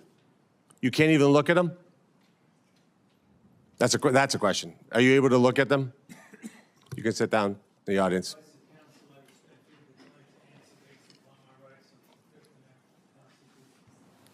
There was a mom in Ohio during the depth of the coronavirus pandemic, decided to go to her high school football game for her son. They hadn't been out much. The kids had been learning at school, and then the school got shut down. They hadn't really gotten much out of that education, as any parent knew. That remote learning was no learning at all. But it was a Friday night. Her son wanted to go watch a buddy go play football. So they went to the stadium. They sat alone, far from everybody else, just a mom, a dad, a few kids. They didn't feel they needed to wear masks because it was stupid, because they were outside. They all live together. They're not near anybody. Dr. Fauci, do you know what happened to that mom and that family? That's a question. On the advice of counsel, I respectfully decline to answer based upon my rights under the Fifth Amendment to the Constitution. They were dragged out of that stadium and arrested. Those policies were put in place because you had moronic politicians that listened to the words of a megalomaniac who was more interested in having met a Kardashian than the suffering of the American people, and that is you. Your advice to communities like that, to idiotic politicians who enforce those rules, arrested that mom for watching a football game with her own family outside. When that story broke, I said to myself, I cannot stand idly on the side and watch this happen. It was about 6 years ago today that I decided I'm going to give up my businesses, sell them all, run for office, run for the United States Senate. Here I am sitting in front of you 6 years later saying, who the fuck do you think you were for doing that? It is a total disgrace what you did to this country. And if my Democrat colleagues are standing there defending you, I hope the voters of the United States of America watch the clips of every one of you doting on a guy who was more interested in being a celebrity than saving American people. I will make it my mission to make certain that every single one of those Democrats who did that will see that clip over and over and over again. Because there is no defense of what you did. You may have had a 50-plus year legacy of public service, but it ends in total and complete disgrace. So let me ask you an opportunity to answer one question. Will you apologize, just apologize, to the people who you harmed through your actions? Will you say, do you have the dignity to just say you're sorry? On the advice of counsel, I respectfully decline to answer based upon my rights under the Fifth Amendment to the Constitution. So you won't apologize to the military members who Joe Biden summarily dismissed from the military for not taking the vaccine? On the advice of counsel, I respectfully decline to answer based upon my rights under the Fifth Amendment to the Constitution. Will you apologize to the business owners that lost their business, shattered their lives, and they'll never recover?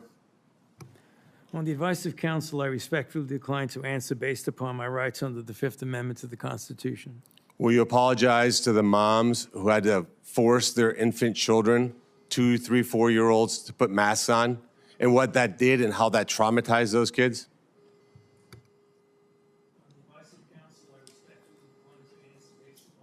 Under the Fifth Amendment to the Constitution. Will you apologize to the family members of the people who died because they took your advice and not only got the first vaccine, but the 5, 6 other boosters that they did not need?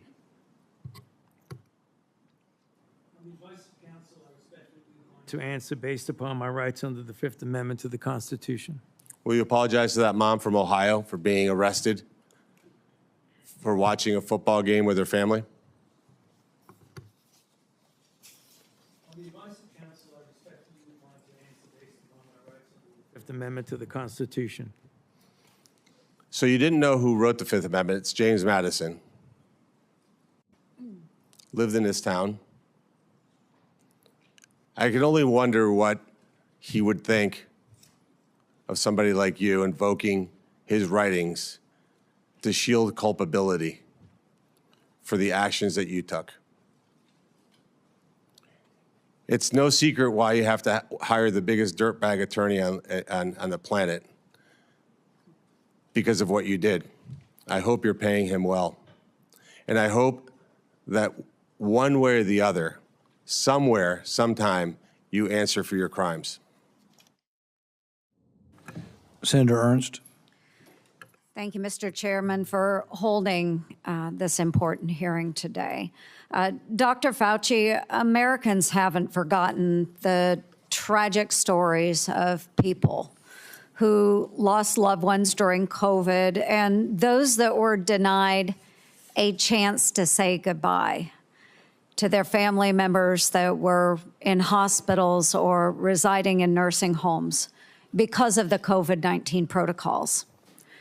Americans haven't forgotten the mandates, the adverse reactions to vaccines, the government misinformation, social media censorship, hotlines to tattle on their neighbors, the forced school closures, the tragic rise in suicides, or those businesses that were forced to close during lockdowns.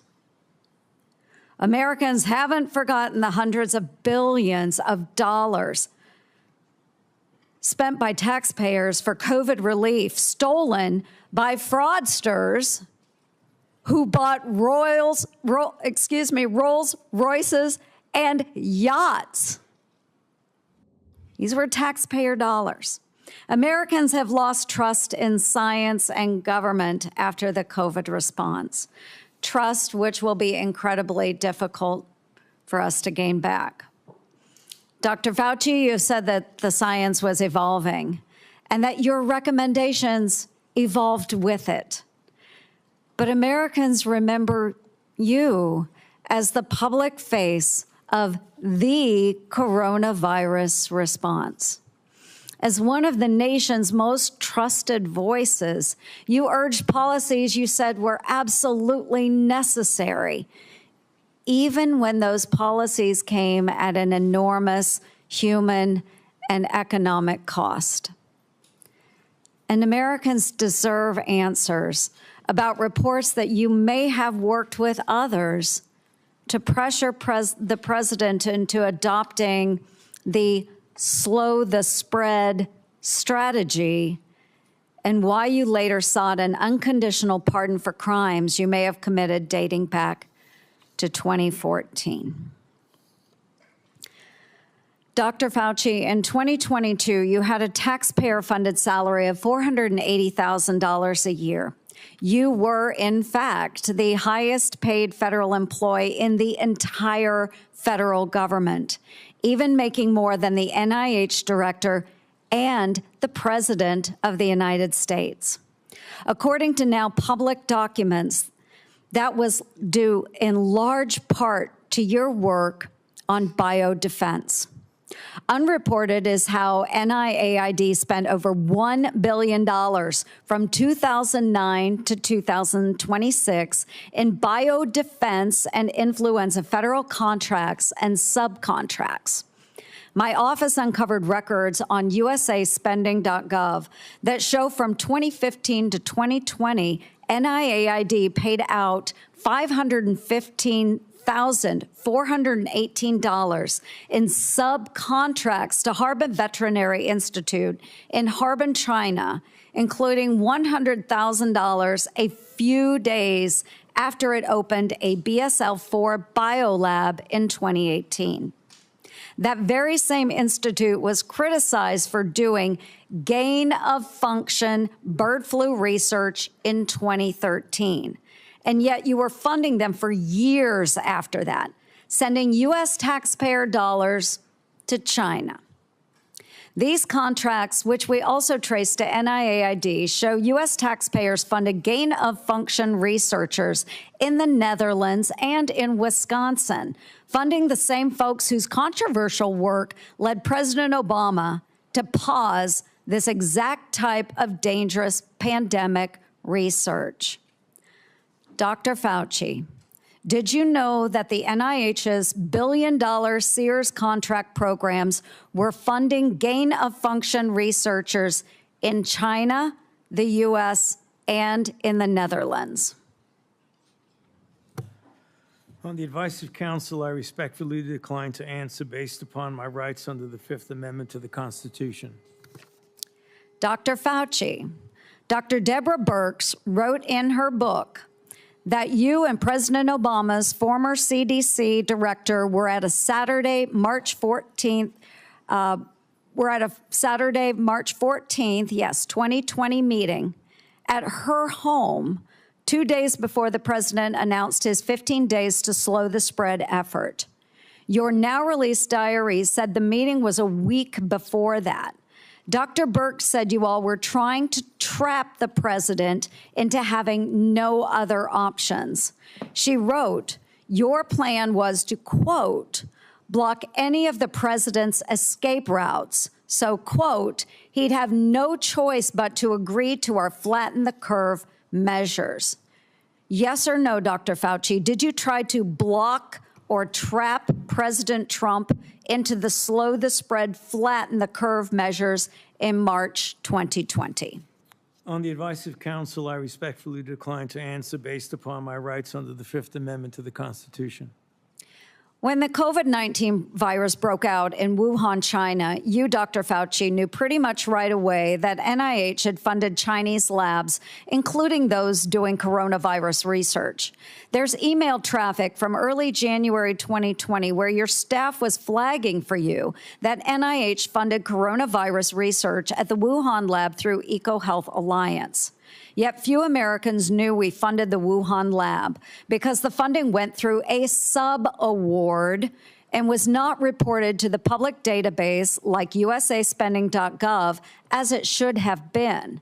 Also, EcoHealth violated federal law by failing to report in its research papers how much taxpayer funding it spent on that research. At my request, the Government Accountability Office helped track down that $1.4 million of U.S. taxpayer money that was sent to the Wuhan Institute of Virology, both by you, Dr. Fauci, and through USAID. But first, it passed through EcoHealth Alliance, which I helped to get defunded through the NDAA. Dr. Fauci, did you intentionally use subaward funding to obscure NIH funding of Chinese biolabs and coronavirus research? On the advice of counsel, I respectfully decline to answer based upon my rights under the Fifth Amendment to the Constitution. NIAID awarded multi-million-dollar grants to a number of scientists shortly after they wrote publicly in the Proximal Origins paper that the COVID virus likely came from nature. Though documents Chairman Paul released last week show in private, those same scientists were much more open to the virus being from a lab. In 2023, Representative Jordan insinuated that you basically gave a $9 million bribe in the form of an NIH grant to NIH-funded virologists to say the virus likely was from nature. Dr. Fauci, yes or no, did you reward the Proximal Origin authors by giving them NIAID grants or contracts? I respectfully decline to answer based upon my rights under the Fifth Amendment to the Constitution. Dr. Fauci, we have learned that U.S. coronavirus researchers at UNC shipped, quote, humanized or transgenic mice to China by around 2017 for use in their dangerous coronavirus work. Under your NIAID coronavirus, researchers also used aborted baby body parts in mice research, and taxpayers paid for them to do that. NIH-funded coronavirus researcher Dr. Ralph Barrick and his colleagues at UNC put parts of livers, thymuses, and chunks of human fetal lung that they got from aborted, almost 5-month-old human babies. They put those parts in their research mice. They disgustingly named them BLTL mice and wrote they had created a, quote, sandwich of aborted body parts in the mice. Get it, folks? BLT. A BLT sandwich. Your RML lab employees in Montana also ordered and used aborted baby body parts in their taxpayer-funded research. And emails show how they plan to use those mice for post-COVID work. NIH funded putting aborted babies' fingers and scalps off the heads of aborted babies and putting them into the backs of research mice. The scalps later grew fine baby hair in the mice. They even included those disgusting photos in their research paper that you funded. Not all of those were research on coronaviruses, but some were. Thankfully, the current NIH director has said no more of this. Dr. Fauci, yes or no, do you think that human aborted parts should be put into mice for coronavirus research? The advice of counsel, I respectfully decline to answer based upon my rights under the Fifth Amendment to the Constitution. Mr. Chairman, would you direct the witness to answer the questions that we have been asking? He probably would if he was here, but I can direct it. But no, I think we understand his answer. We do understand that.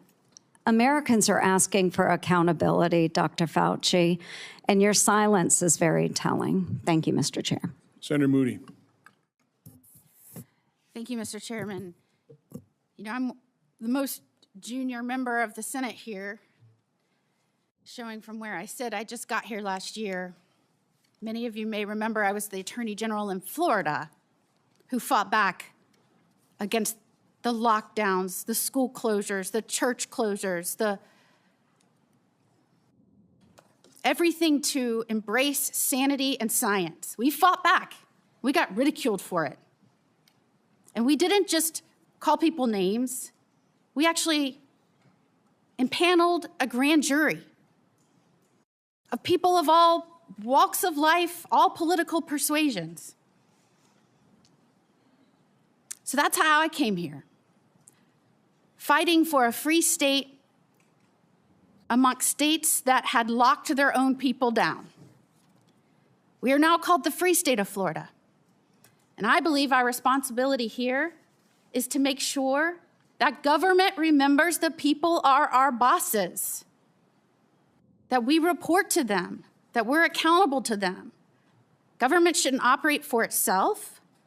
Government operates on behalf of and for the American people. And anytime we get close to reporting back to our bosses about what government has done or how it's been abused or how individuals that are employed by the government had acted in their own self-interest or against the interests of the American people, every time we get close, if we start uncovering outrageous fraud, we'll have a hearing, and the tactics have been to not show up.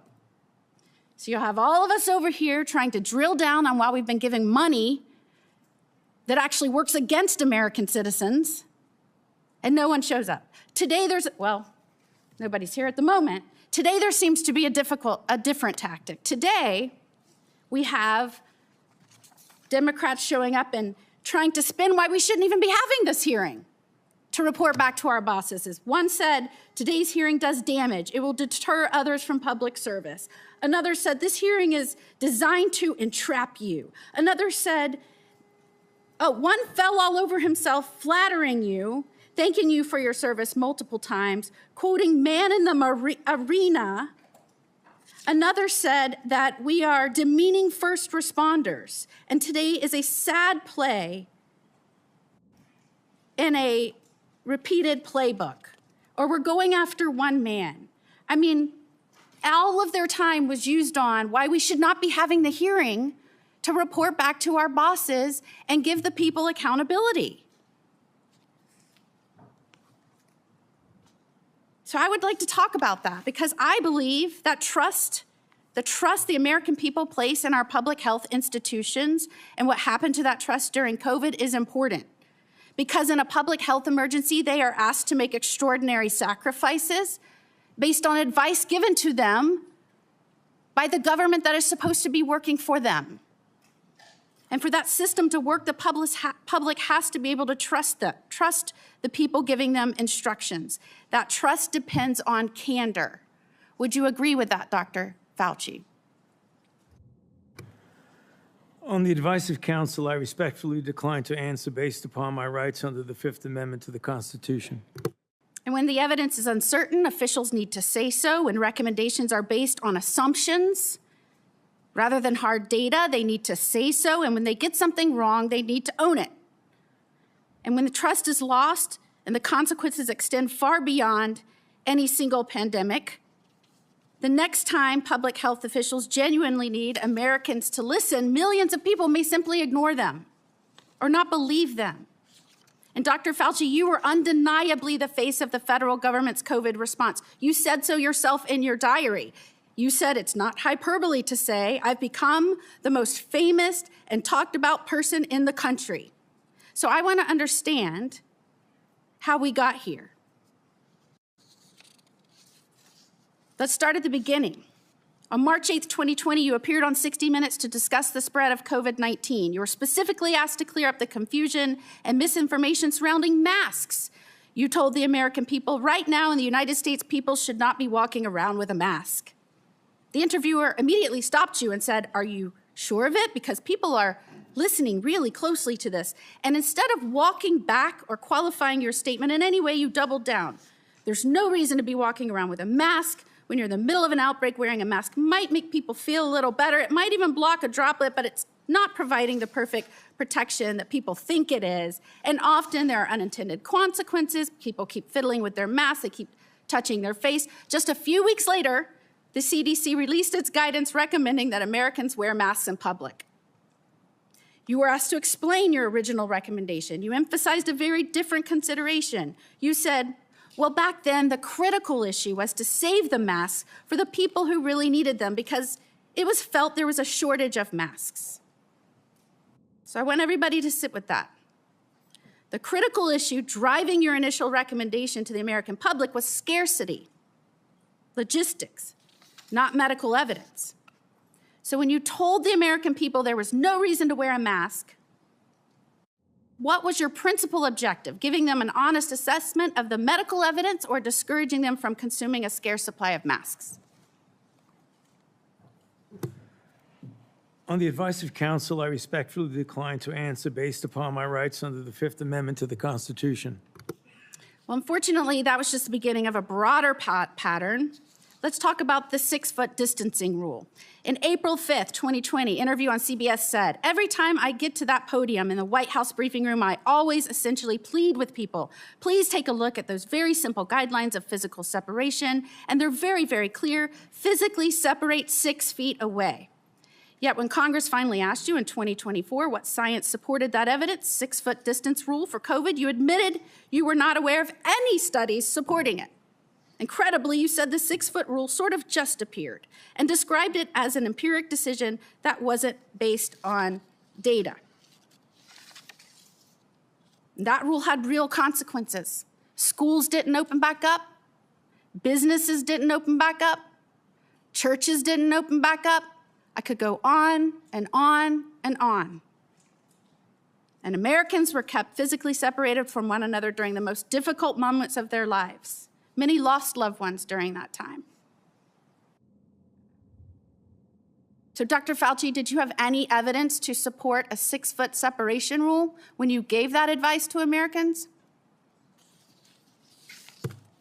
On the advice of counsel, I respectfully decline to answer based upon my rights under the Fifth Amendment to the Constitution. All right, well, let's look at the lockdowns then. By 2022, the consequences of prolonged COVID lockdowns on our children were clear, from delayed development to social isolation, which is probably why you were asked in July 2022 whether you would recommend locking down schools again. And you said, first of all, I didn't recommend locking anything down.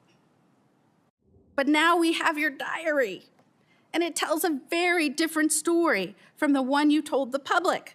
And I will quote, I spoke with Bill de Blasio, the mayor of NYC, and convinced him based on what I was saying publicly in my conversation tonight to close the NYC schools. He had already decided based on what I was saying on TV. I went on to tell him he should close the bars and restaurants in NYC, and he said he would do this based on my recommendation.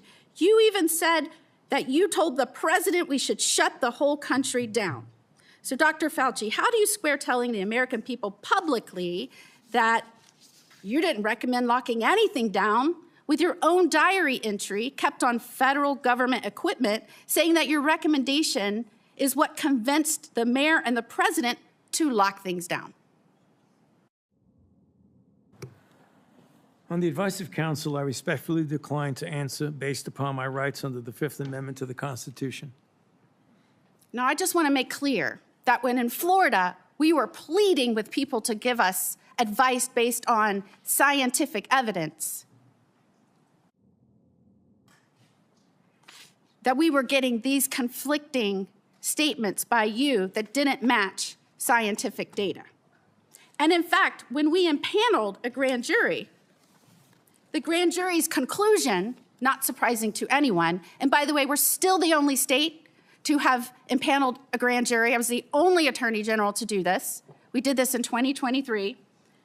That conclusion was the lockdown, mask, and social distancing advice ministered by federal agencies and implemented by certain local, state, and federal agencies was not based on the best available scientific data. In fact, many recommendations and their accompanying mandates departed significantly from available research. Again, people from all walks of life, all political persuasions. That is what they found. And yet, during that time, while you were giving those statements, knowing there was no scientific basis for it, and we know now you knew it because we have your diary entries, you called the governor that I worked with to fight to keep Washington and D.C. out of our state so that we could indeed respect the rights of our citizens. You called our governor, Governor DeSantis, and I'm going to quote this so I get it right out of your journals, a total jerk, that he is a complete disgrace, that he is blocking local authorities from mandating masks in various locations, including schools. And you were very concerned and upset that we were actively, and I'm going to quote, criticizing you, and we talked virtually every day about being wrong on everything. And what is astounding is that you wrote you feared because of that, because we were questioning our government, because we were fighting back for the truth from our government, from scientifically based recommendations, because we were pushing for that. You said you feared that our democracy is in dire danger. Thank goodness we have people up here that I work with that understand our role, which is to report to our bosses, the people, because they are in charge. Calling for our government to be honest with us and transparent with us and accountable to us, that is a democracy. What you did is the opposite. And I cannot believe I have to explain this to someone who represented our government and some of the most important issues for so long. And before I conclude, if I can just put up our pardon. This is the pardon you have heard so much about. And Dr. Fauci, the only other person that got a pardon like this, I believe, had a last name of Biden. This pardon goes back to, and if you'll see, January the 1st of 2014. Did you talk to President Biden and ask for this pardon? On the advice of counsel, I respectfully decline to answer based upon my rights under the Fifth Amendment to the Constitution. Who did you talk to in the White House about this pardon? On the advice of counsel, I respectfully decline to answer based upon my rights under the Fifth Amendment to the Constitution. Did you specifically ask that it be dated back to the beginning of 2014? On the advice of counsel, I respectfully decline to answer based upon my rights under the Fifth Amendment to the Constitution. Did you do that so that you would be given immunity going back to the beginning of 2014? On the advice of counsel, I respectfully decline to answer based upon my rights under the Fifth Amendment to the Constitution. I'm just very interested why it was this date. Did it have anything to do with the fact that 2014 was also the year that the NIAID or NIH began funding EcoHealth Alliance's Understanding the Risk of Bat Coronavirus Emergence grant? On the advice of counsel, I respectfully decline to answer based upon my rights under the Fifth Amendment to the Constitution. And this is the same grant that funded the work on bat coronaviruses at the Wuhan Institute on Virology. Millions of Americans are questioning what happened during COVID, why we were given misleading information, misleading advice, why you gave conflicting statements based on, I guess, how you were feeling that day. And Americans, rightfully, we lost over 1 million Americans. They should be insulted when the Democrats insult our chair that he's doing this because he is on an obsessive mission to go after one man. Could his obsessive mission be to find out why 1 million Americans died and who might be responsible for that and where that started? Could that be his mission, Dr. Fauci? On the advice of counsel, I respectfully decline to answer based upon my rights under the Fifth Amendment to the Constitution. And after everything we have just walked through, can you sit here today and tell the American people, our bosses, that you bear no responsibility for their collapse in trust of their government? On the advice of counsel, I respectfully decline to Based upon my rights under the Fifth Amendment to the Constitution. Time has expired. We're going to do another quick round for those who remain, about 5 minutes. Any questions that haven't come up that are pressing? Let's try not to go over territory that's already been done. I'll begin by asking unanimous consent to insert into the record documents show that the CIA transferred funds to NIAID through interagency agreement. Hearing no objection, so ordered.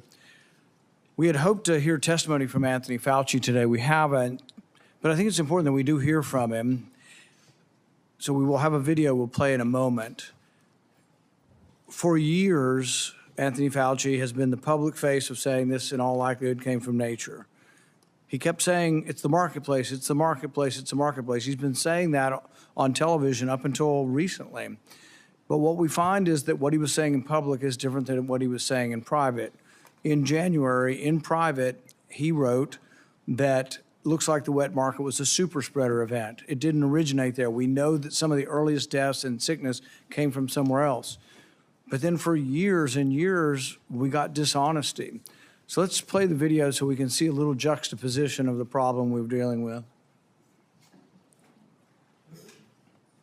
Fauci's journal entries contradict what he said publicly about the origins of COVID-19. Fauci admitted in January 2020 that the initial outbreak of COVID did not occur at a wet market.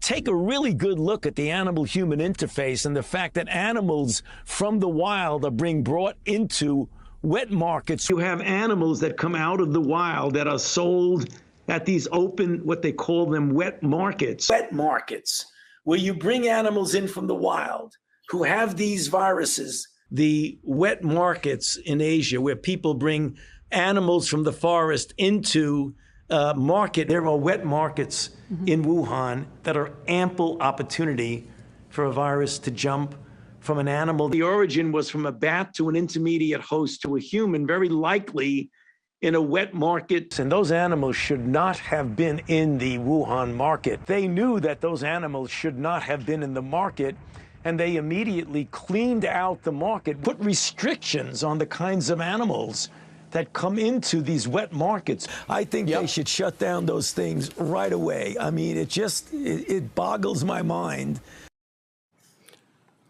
So repeatedly saying in public something different than what he believed in private. Now, this is interesting because, the first SARS outbreak in 2003 was traced to a wet market, to animals there. But interestingly, they had evidence. They had evidence that the animals had the disease. They also had evidence that the handlers had a disproportionately high number of antibodies to the disease. So there was evidence, and the evidence was presented. So when this came out, the same thing happened again. They did look at the wet market. They looked at the wet market and tested, I think, 80,000 animals and didn't find any animals that had COVID-19. When they did find COVID-19 and trace samples there, they found that the DNA or the RNA was consistent with human spread. This was known not later on, didn't take years to develop, was known in January of 2020. And so Dr. Fauci says privately he knows it didn't come from the wet market, but as you saw, those were over a multi-year period. One of the other discussions I've had with Dr. Fauci over the years about natural immunity. So most infections, you get a degree of immunity, not perfect, some fairly perfect. Smallpox, you just don't get again. George Washington knew this. He had his wife get vaccinated, but he didn't because he'd already had smallpox. But there's one particular story that a man came up to me who'd lost his wife to COVID.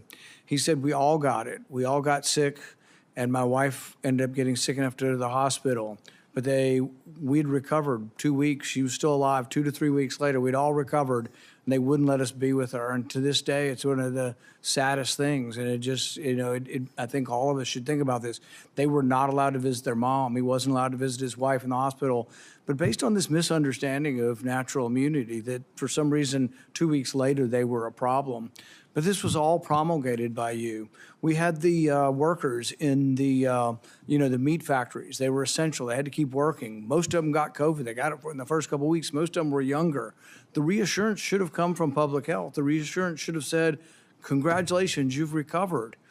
it also should be acknowledged. What's the number one thing we can do if we get another pandemic? Before we have a vaccine, before we have monoclonal antibodies, it would be to utilize natural immunity. So instead of the advice you were giving to Cuomo and others in New York that led to the deaths of hundreds of thousands of people or tens of thousands of people, you could have been saying, well, maybe the nurses taking care of the elderly should be people who are 2 weeks out from COVID infection. We could have used natural immunity as somewhat of a block of protection. Imperfect, but the only protection we had and the only thing we could have done. Instead, the nursing homes were seated with people who had COVID. So I think the discussion of natural immunity is one where there wasn't sufficient honesty, humility, there wasn't enough presentation to encourage people. That was the only encouraging thing we had for a while is you've got it, you're very, very, if not impossible, close to impossible chance that you'll die if you get it again. Everybody could have been reassured. Nobody was reassured. It's like, well, we don't know. We just don't quite understand natural immunity. My favorite quote from that is from Martin Kulldorff from Harvard. You called him one of the people that you had to take down, the fringe epidemiologist, which I've never ever heard a scientist call another scientist that. But he jokingly said on Twitter, he said, yeah, we knew about natural immunity from 486 BC, from the time of the Athenian plague. We lost all knowledge of it in 2020. The good news is it's slowly coming back. 24 to 2025, we're beginning to understand what natural immunity is again. Not something perfect, but a useful tool that could have been used, but also something that could have helped people by telling the public, my goodness, you're not going to die now. You have a chance. If you've already had it and you're 85 years old and you're at risk for it, and you're wanting to feed your wife, and they're telling you to wear 4 masks and not be around your wife when you've already had it, it made no sense. I visited with a man whose mom was 83 and she was dying from COVID. They go to the hospital in Orange County. They won't admit her to the hospital till she's vaccinated because we have a policy that everybody in the hospital must be vaccinated. She's got COVID and they wanted to vaccinate her again. At one point in time, the CDC understood this. They told people, don't get vaccinated if you've had COVID within 3 months. Why? Because it may give you a heightened immune response when you've already got a heightened immune response. But giving a person very sick, and many of the people who died from COVID died from sort of this storm of response, this immune storm. The answer wouldn't be try to stir up their immune response more by giving them a vaccine. The answer was actually steroids. And good old-fashioned steroids, 37% reduction in death. It turned out to be way more valuable than remdesivir, way more valuable than any of the other treatments. But I don't remember ever hearing a complimentary word on natural immunity or steroids or anything else. And you know, I wish we could have done more today. I would have been willing to accept an apology today. I'm sorry I made mistakes. We all made mistakes. And, you know, at the time, I thought the gain of function research was, you know, the risks of it were worth the benefits. But I've reassessed since 15 million people died. People say, well, gosh, these things never happen. We know it happened in 1977. We know with 100% certainty a virus escaped. In 1977, there's something called the Russian flu. Nobody's exactly positive how it got out. But when they sequenced it, they found out that a flu in 1977 had exactly the same RNA as a 1954 one that they had in the lab and they had created a vaccine for. In fact, turns out anybody born before 1954 was immune, and the only people who got it were people who had been born between 1954 and 1977. But it was identical. The genetic sequence was identical to this vaccine or the virus from 1954, and that doesn't happen because these respiratory viruses are always mutating. To be identical means it had to have leaked from the lab, proof positive that it had. So we know this happens. An author by the name of Young wrote a book and said there was 1,200 cases of significant accidents that have occurred.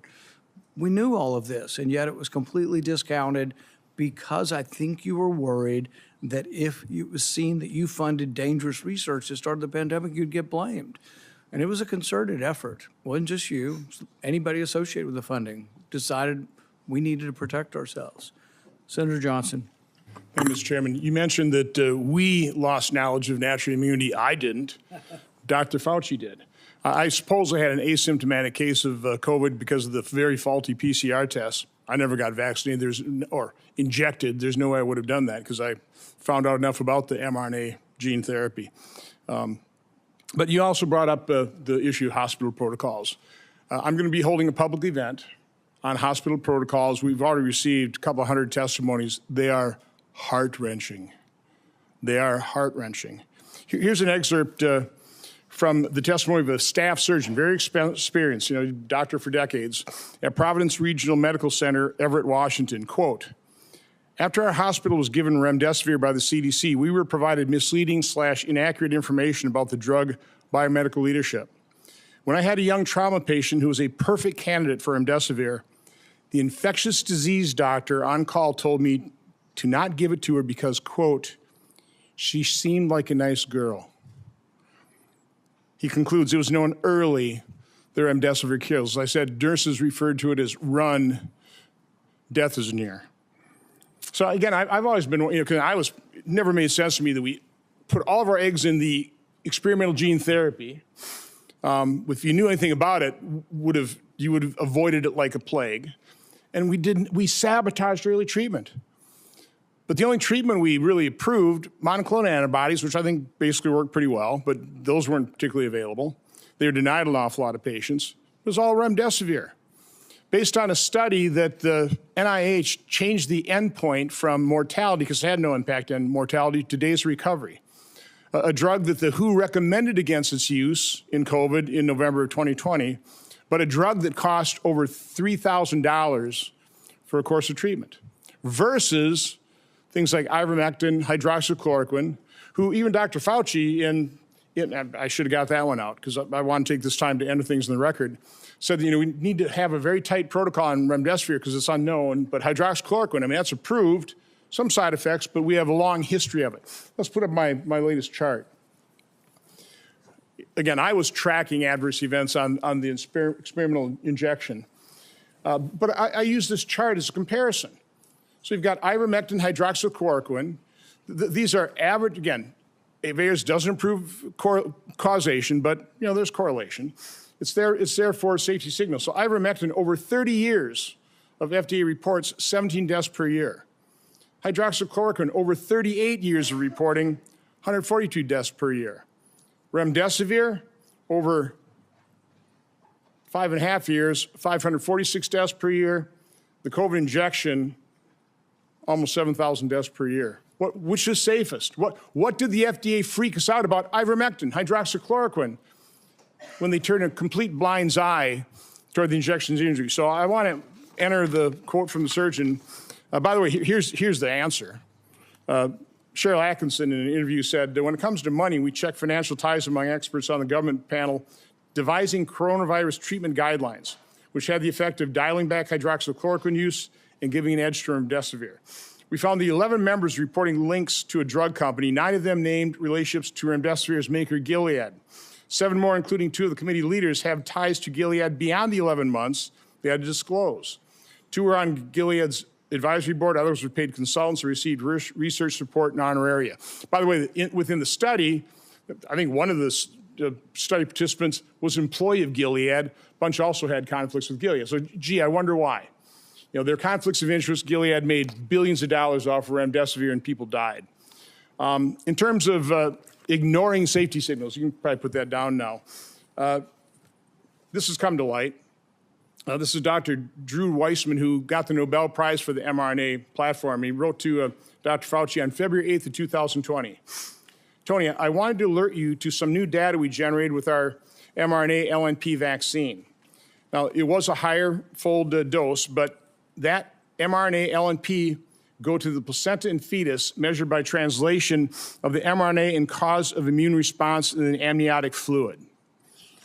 So that same day, Dr. Fauci responds, it'd be interesting to see what human dose levels given intramuscular do. So about a month later, Dr. Weissman replies, he said, we still have some concerns over the data after they tested at IM.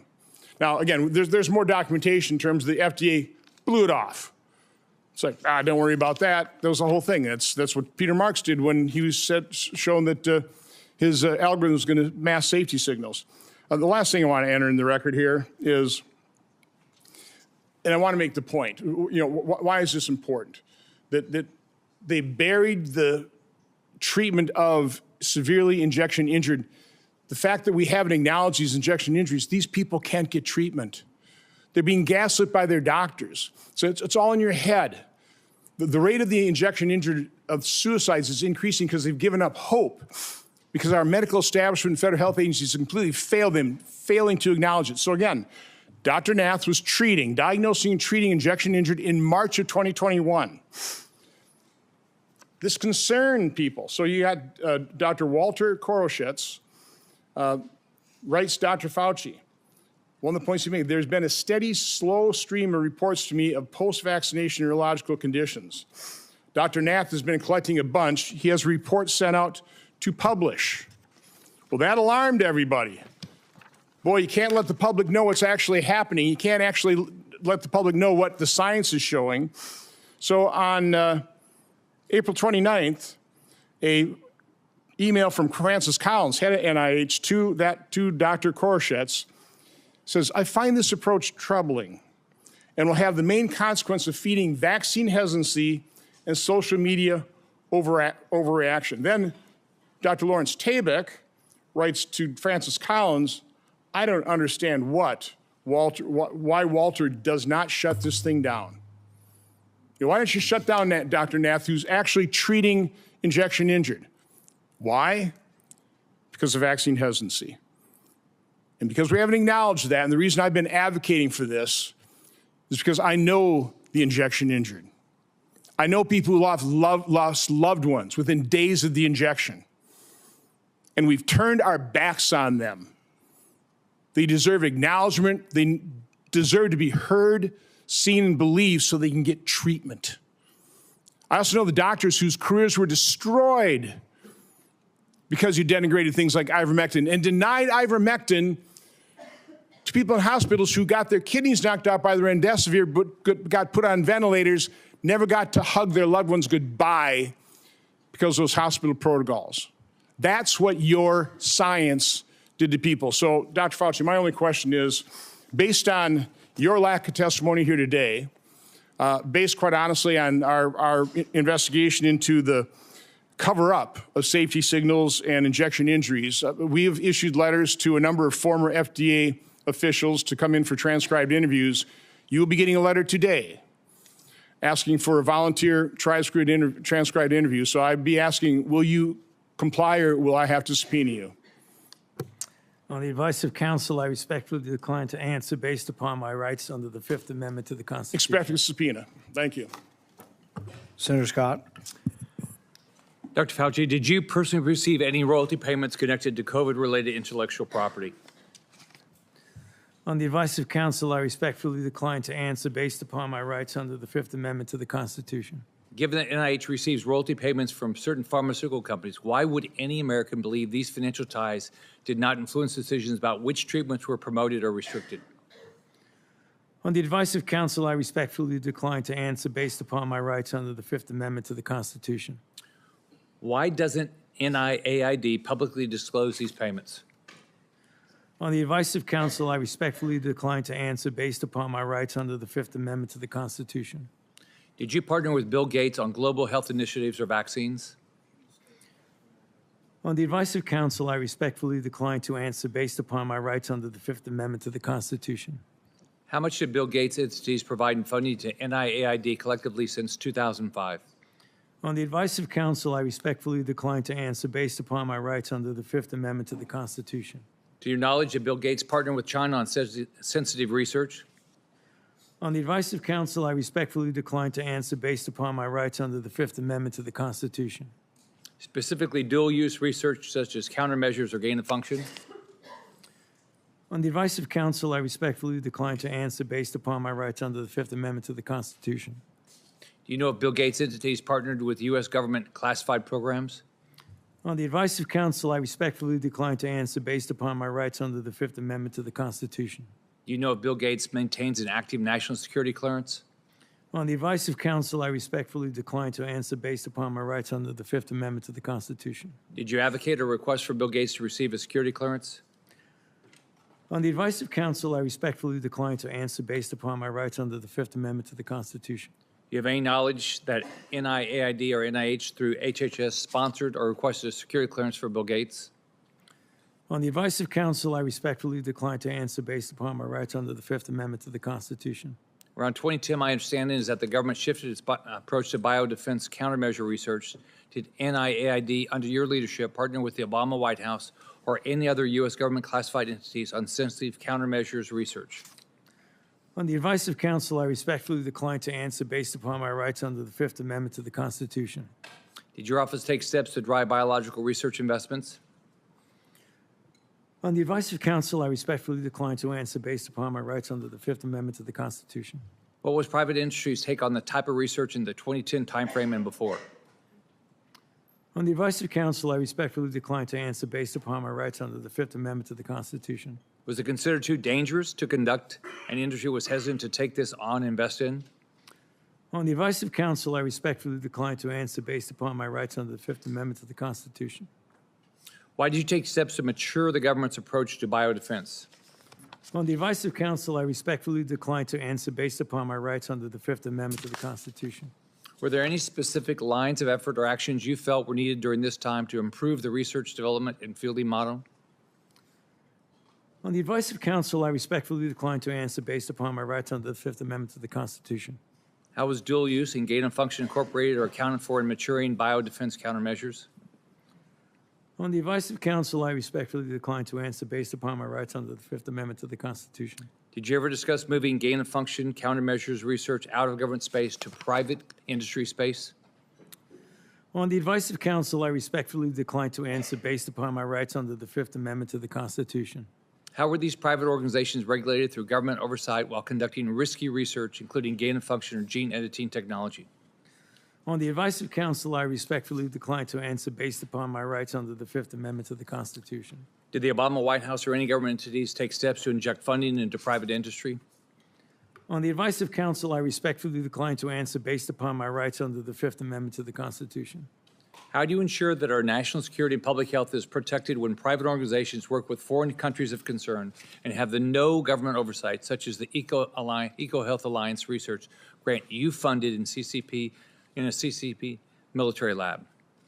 On the advice of counsel, I respectfully decline to answer based upon my rights under the Fifth Amendment to the Constitution. Given the culture of the pay to play at NIAID, did you or anyone acting on your behalf make any payment or enter any arrangement in any way or fashion to secure influence the broad pardon you received from President Biden? On the advice of counsel, I respectfully decline to answer based upon my rights under the Fifth Amendment to the Constitution. Thank you, Mr. Chairman. I'd like to ask unanimous consent to enter into the record a letter from the Department of Energy that confirms during Anthony Fauci's tenure that Bill Gates was given Q security clearance from 2014 to 2021. Without objection, that will be entered into the record. I'd also ask unanimous consent to enter into the record the contents of the folder of authorities provided to Dr. Fauci, including the pardon.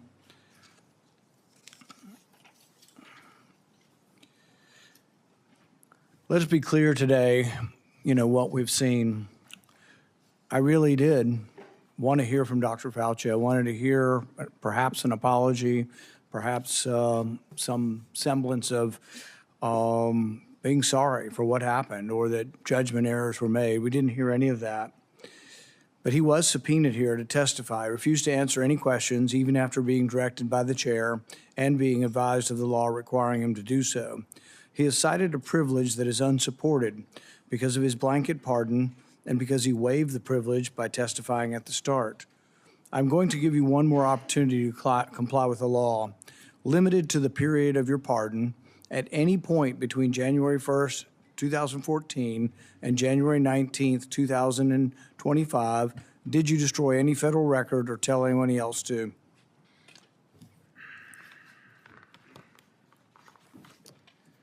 Under the advice of counsel, I respectfully decline to answer based upon my rights under the Fifth Amendment to the Constitution. Given that you have a unlimited presidential pardon, what is your specific objection that you are making? On the advice of counsel, I respectfully decline to answer based upon my rights under the Fifth Amendment to the Constitution. My question was limited to the period of your pardon only. I find your objection unsupported and direct you to answer the question. On the advice of counsel, I respectfully decline to answer based upon my rights under the Fifth Amendment to the Constitution. Because you refuse to answer, citing a privilege that is unsupported, because of your pardon, and after being denied to do so, this committee has scheduled a vote next week on a resolution certifying your contempt. I think we have another question or two from Senator Lankford. Mr. Chairman, really this is a question for you, and it's a question to try to figure out how do we get a good answer on this, because clearly Dr. Fauci's attorneys are saying that he has a Fifth Amendment right. We've also subpoenaed him to be able to compel his testimony to be able to be here. I happen to be in the committee. We're also dealing with Lois Lerner. Lois Lerner came and testified, gave an opening statement, and then took the Fifth Amendment. The committee then held her in contempt for that, saying you can't do both. You can't both testify and say I'm not going to answer questions. So the parliamentary question that I think we've got to be able to deal with is this consistent with Lois Lerner? What she also did when she came before Congress, gave an opening statement, testimony, so made a statement, and then refused to answer questions. Are we dealing with the same issue here where someone is you can't make a statement and say I'm not going to make statements at the same time? I think it's a very good question. I think that's something all of us will examine over the next week. We're going to have a vote next week on contempt. I think there's another legal question that the courts may have to decide upon, and that is whether or not a presidential pardon that offers you complete immunity, that you can still claim that you need protection from immunity when you've been protected. Because Dr. Fauci isn't liable for anything as long as he tells the truth, even if he admits that he destroyed records on a routine basis. His assistant said she destroyed a ton of emails. I think it was a routine thing. I think he destroyed throughout his career there probably thousands of emails. Even if he did that, as long as he answered truthfully, yes, I did. I didn't think that was important. I made a mistake. He can't be prosecuted for it. Many of the things are outside the statute of limitations as well. All he had to do today, if he wanted to testify, was be honest. As long as he was honest, even about committing a crime, he would have no jeopardy. But I think the pardon has given him more immunity than most people would ever get. Like if you offer a witness immunity in exchange for testimony, he has blanket immunity. The president gave him blanket immunity for virtually anything he could have possibly done, while at NIH. So I think we all have to individually answer this question. We welcome you to be part of helping us figure out the question, but there will be a vote, at least right now, there will be planned to be a vote next week on contempt. Okay, thank you, Mr. Chairman. Today will be the capstone to Anthony Fauci's 40 years of abuse of power at NIH. In the end, must imagine Fauci believes he got away with it. But still, late at night, even the guilty must become anxious, rerunning the scenarios through his mind, wondering, latching on to lingering doubts, and worrying. Did his actions lead to the largest man-made plague in human history? Are the millions dead the result of his experiments or experiments that he approved that increased the pathogenicity of deadly viruses?